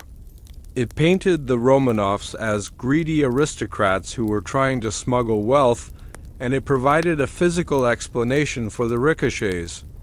But if we analyze the physics, the story falls apart. A standard Nagant revolver fires a 7.62 millimeter round with enough force to penetrate several inches of solid oak. A diamond sewn into a silk corset would simply be driven into the body like a secondary projectile. It would not cause the bullet to bounce. The information high here is the revelation of the secret Soviet ballistic reports from the 1920s. These reports, conducted by the Red Laboratory in Moscow, analyzed the bullet marks on the walls of the Ipatiev basement. They found that the angles of the ricochets were physically impossible if the targets had been human-shaped. The bullets had been deflected by an electromagnetic field that existed millimeters above the skin. This field was a byproduct of the crystalline blood we discussed in previous chapters. The Grand Duchesses weren't wearing their wealth, they were absorbing it. The jewels were actually the discarded crystalline fragments of their brothers. Discarded skin, which they had sewn into their clothes as a form of sacred protection. They weren't smugglers. They were acolytes of the Black Sun, attempting to use the prince's shed scales to shield themselves from the coming storm. The Bolsheviks found these stones on the Badas later, but they didn't look like diamonds. They looked like shards of black, vibrating glass. They were the biological refuse of a transformation that had gone further than anyone suspected. Let us consider the biological reality of the hardened skin. According to the Sokolov report, which was the first non-Bolshevik investigation into the execution, the remains found in the forest showed signs of a skeletal structure that had begun to mineralize. The bones were not porous. They were solid, with a density twice that of normal human bone. This mineralization had spread to the dermal layers, creating a skin that was essentially a flexible, biological ceramic. This is the psychological layer that fascinates the American audience, the idea that the Romanovs were physically evolving into something that could survive the modern world. The moral decay of the family was not just spiritual, it was a physical abandonment of the human species. They were trading their vulnerability for invulnerability. They were becoming the iron line. When the bullets hit the Grand Duchesses, the impact triggered a piezoelectric effect within their crystalline skin. This effect converted the mechanical energy of the bullet into an intense, localized electromagnetic pulse. This pulse is what caused the violet sparks and the radical deflection of the lead. The girls were essentially living capacitors. As the basement filled with the smoke of the revolvers, The electrical potential in the room rose so high that the soldiers reported their hair standing on end and their skin crawling with invisible insects. They were standing in the middle of a biological thunderstorm. The ricochets eventually stopped, not because the bullets finally worked, but because the specialist we introduced in the previous chapter used the star metal bayonet. This weapon was not designed to pierce flesh. It was designed to disrupt the frequency of the Black Sun field. It acted as a grounding rod. When the bayonet touched the prince and his sisters, it drained the electrical charge from their bodies, causing their crystalline armor to desynchronize. Only then did the bodies become soft enough to be terminated. The soldiers were ordered to finish the job with bayonets because the bullets were too dangerous to the shooters themselves. The moral failure of the state was the decision to proceed with the execution even after the anomaly was revealed. They didn't stop to study the miracle. They were so terrified of the frequency that they chose to butcher the future rather than understand it. The silver-black fluid that poured from the wounds was the coolant of this biological machine. As it drained away, the bodies lost their density. They became light, fragile, and almost translucent. By the time the trucks arrived to take the family to the forest, the iron line had been reduced to a heap of glowing blue-white husks. The soldiers who loaded the bodies claimed they felt like they were lifting clouds rather than corpses. The transformation had been reversed by violence, but the secret of the hardened skin remained etched into the walls of the Ipativ basement. Think about the modern implications of this secret. Why is it that every time the Romanov remains are exhumed, the DNA results are contested? Why is it that the diamond story is still the one taught in universities? It is because the alternative, the existence of a silicon metallic human mutation, is too disruptive to our understanding of evolution. If the Romanovs could harden their skin against bullets, then the concept of power is no longer political. It is biological. Archival researchers in the 1990s used laser scanning to recreate the Ipativ basement. They found that the impact patterns of the bullets showed a level of energy that should have collapsed the entire building. The ricochets were not just bounces. They were accelerations. The bullets were leaving the targets faster than they were hitting them. This suggests that the Grand Duchesses were not just stopping the bullets. They were repelling them with an active, conscious force. This is the information high that keeps the audience hooked. The realization that the 1918 execution was the first field test for a new type of biological defense. The Bolsheviks didn't just kill a family. They destroyed a prototype. They were so afraid of the new human that they tried to erase its existence from the physical world. But the ricochets were a message. They were a sign that the Black Sun cannot be extinguished by lead alone. The soldiers who survived the basement were never the same. They suffered from a condition they called the ticking sickness. They claimed they could feel a vibration in their teeth whenever they were near metal. They had been irradiated by the prince's final discharge. The moral decay of the state was the abandonment of these men. They were left to rot in the gulags or the asylums. Their testimonies dismissed as the delusions of traumatized men, but their stories were consistent. They all spoke of the pinging sound. They all spoke of the sparks. They all spoke of the glass princesses who wouldn't die. These accounts were collected by the KGB and formed the basis for Operation Granite, a secret Cold War project to develop body armor based on the molecular structure of the Romanov remains. They were trying to manufacture the hardened skin that the Empress had grown in a nursery dot as you listen to the rhythm of your own heart. Consider the strength of your own skin. It is a fragile barrier between you and the world. For the Romanovs, that barrier had become a fortress. They had achieved the ultimate old money dream. They were no longer subject to the physical limitations of the common man. They were bulletproof, not because of their wealth, but because of their mutation. And yet, the mutation was not enough. The void always finds a way in. The lead bullets that ricocheted off the Romanovs are still out there. Some were recovered by the Sheikah and melted down. Others were taken as cursed souvenirs by the soldiers. In the 1960s, a single, flattened bullet was found in the foundation of the Ipativ house during a renovation. It was not a normal bullet.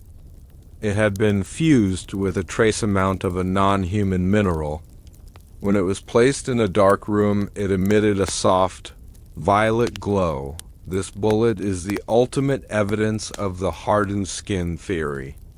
It is a physical bridge between the history we are taught and the truth that was buried. It is a reminder that the basement in Yekaterinburg was a place where physics died and the Black Sun was briefly, violently visible. The moral failure of the state was the attempt to silence the bullet. They wanted a world where lead always wins, but for one night in 1980, the lead failed, the Romanovs were buried in the forest, but the frequency of the ricochets is still ringing through the archives. It is a sound that challenges our understanding of what it means to be human. It is the sound of a dynasty that tried to turn itself into stone as you drift toward the final stage of relaxation. Imagine the sound of the truck driving away from the Ipativ house. The soldiers are silent, their ears ringing from the clanging of the lead. They believe the task is done. They believe the Romanovs are safely dead. But as they reach the Kopyaki forest and begin to dig, they are about to encounter the final, most terrifying part of the conspiracy. Because when they open the back of the truck, they will realize that the Ironskin family is not staying still. The silver-black fluid is beginning to react with the forest air. The translation is not over. It is evolving. In our next section, we will explore the empty graves, the DNA results the Kremlin refuses to release.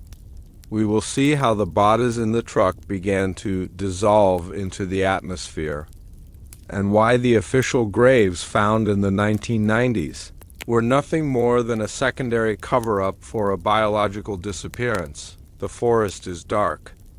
The shovels are hitting the frozen earth, but the graves are not filling up. They are waiting. Breathe slowly.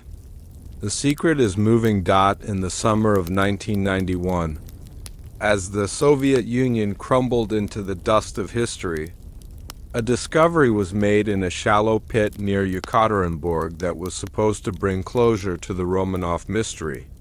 The world was told that the bones of the Tsar, the Empress, and 3 of their daughters had finally been found, verified by the most advanced DNA testing available to modern science. But behind the official press releases and the televised burials, there is a forbidden archive of genetic anomalies that the Kremlin has spent 30 years trying to erase. The secret the forensic teams discovered was not a match for the Romanov bloodline, but a signature of a biological curse that defies human classification. The DNA extracted from the remains did not show the markers of a royal family.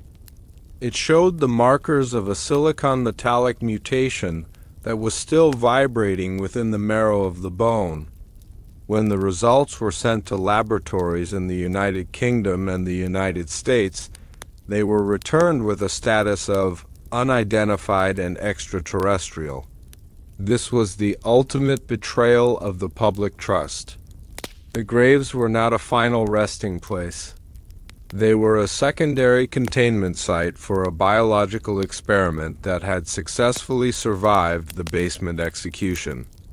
The remains found in the 1990s were not the bodies of the Romanovs, but the discarded husks of a family that had already completed their translation into the void. The real graves remain empty, and the DNA that was released to the public was a carefully manufactured forgery designed to hide the fact that the Black Sun is still alive in the Russian soil. This is the truth the king buried. Now, let the cold air of the Siberian forest wrap around you like a heavy velvet cloak. The light is dimming, the room is quiet, and the scent of damp earth and ancient pine needles fills the air. Imagine yourself standing at the edge of the pig's meadow, where the shovels first hit the frozen ground in the 1970s. The only sound is the rhythmic sighing of the wind through the birch trees and the distant, low-frequency hum of a world that is not quite right. We are stepping into the present day, into a web of modern conspiracies and suppressed evidence that leads directly back to the golden eyes of a boy who refused to die to understand the DNA conspiracy. We must look at the work of Dr. Pavel Ivanov, the Russian geneticist who was tasked with the first official identification of the remains. In his private, unpublished memoirs, Ivanov describes a scene of absolute scientific confusion. When he first attempted to extract DNA from the remains found in the Ganina Yama pit, the samples did not behave like organic matter. They did not respond to the standard chemical reagents used to break down human cells. Instead, the samples emitted a faint violet luminescence when exposed to ultraviolet light. Ivanov found that the bones were not composed of calcium and phosphorus, but were impregnated with the same silicon metallic lattice that the specialists had grown in the Ural laboratory. The genetic material was not a double helix. It was a triple-stranded structure that hummed at a frequency of 7.8 Hertz. This was the biological signature of the Black Sun. When Ivanov reported these findings to his superiors in Moscow, he was immediately removed from the project. His lab was raided and his samples were replaced with standard fragments of bone that showed a perfect human match for the Romanov family. The empty graves were filled with the remains of unknown victims, while the true Romanov husks were taken to a high-security facility beneath the Kremlin. The public was given a story of closure, but the scientists were given a nightmare. The conspiracy crossed international borders in 1993, when a small sample of the Yekaterinburg remains was sent to the Forensic Science Service in Aldermaston, England. The British scientists were told they were verifying the identity of the Tsar's remains, but the technician who performed the analysis, a woman whose name has been scrubbed from every official record, reported that the sample ate the other DNA in the laboratory.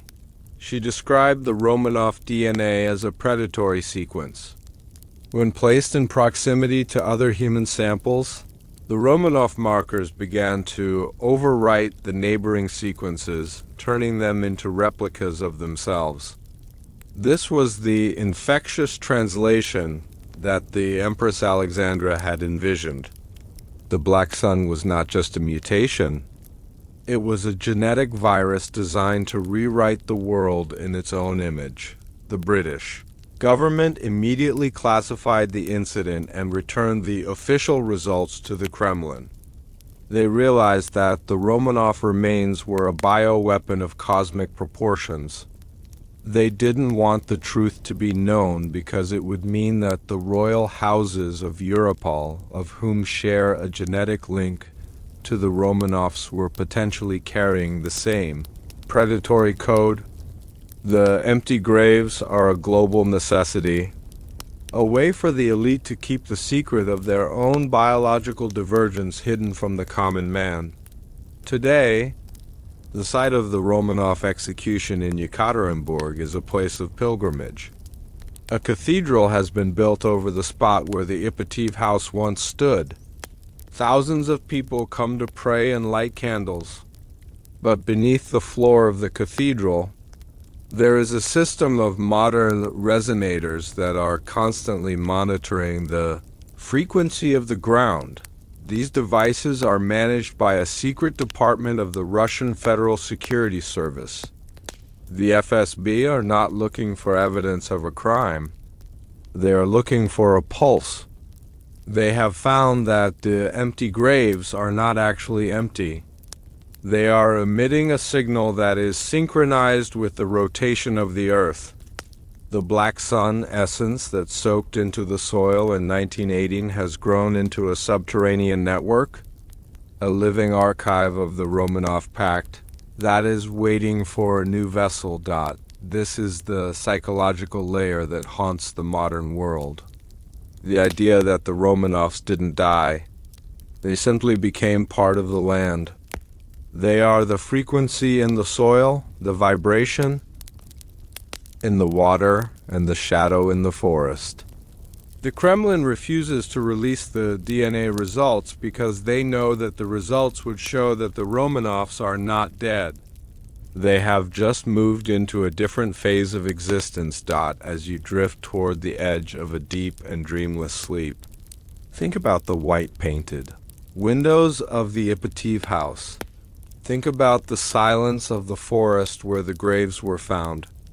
The official history is a comfortable blanket, but the truth is a cold wind that blows through the cracks of our reality. The DNA tests are a lie. The graves are a mask, but the frequency is real. And the frequency is getting louder. In our final chapter, we will return to the heart of the mystery. We will look into the eyes of the one who survived. We will explore the sightings of the Hermitage shadow, the figure that modern guards still see moving through the corridors of the Winter Palace at 3 in the morning. We will see how the ticking of the clocks has started again, and why the Kremlin is preparing for a restoration that has nothing to do with politics. The forest is quiet, but the palace is waking up. The golden eyes are looking for a new home. Breathe slowly. The secret is coming back to St. Petersburg. In the heart of modern-day St. Petersburg, inside the gold-flecked halls of the Hermitage Museum, a silent alarm has been triggered every night for over a century. The official museum records call it a glitch, a phantom signal in the ancient wiring of the Winter Palace. But the guards who patrol these corridors in the hollow hours of 3 a.m. know the truth of the betrayal that remains buried in the stone. They hear the rhythmic, mechanical ticking of thousands of clocks that do not exist.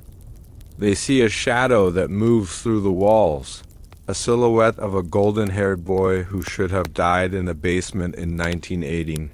This is not a ghost story. It is the continuation of a forbidden biological curse that has survived the fall of 2 empires and the turn of a millennium. The secret of the Romanovs was not ended by a firing squad. It was merely transplanted back into the heart of their home. The gold eyes have returned to watch the modern world, waiting for the frequency to hit the perfect note. The Kremlin knows that the basement in Yekaterinburg was not the end, but the beginning of a cycle that is now nearing its completion. The artifacts in the museum are not just art. They are the conductors for a frequency that is still broadcasting. From the void.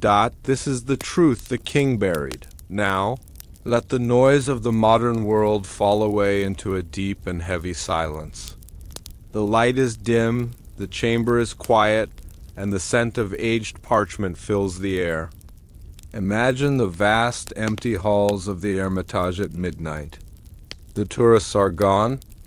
The city of St. Petersburg is asleep under a blanket of frost. The only sound is your own breathing and the distant, muffled roar of the Neva River. We are walking through the history of a palace that was once a prison.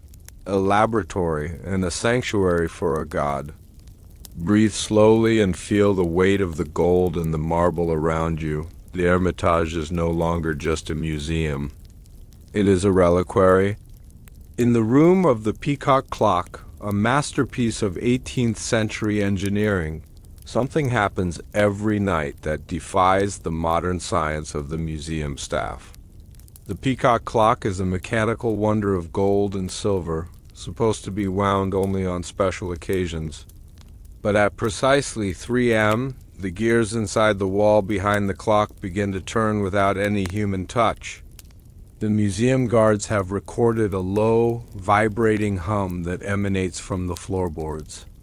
It is the same frequency we discovered in the Alexander Palace, the frequency of 7.8 hertz. This is the sound of the Black Sun returning to its home.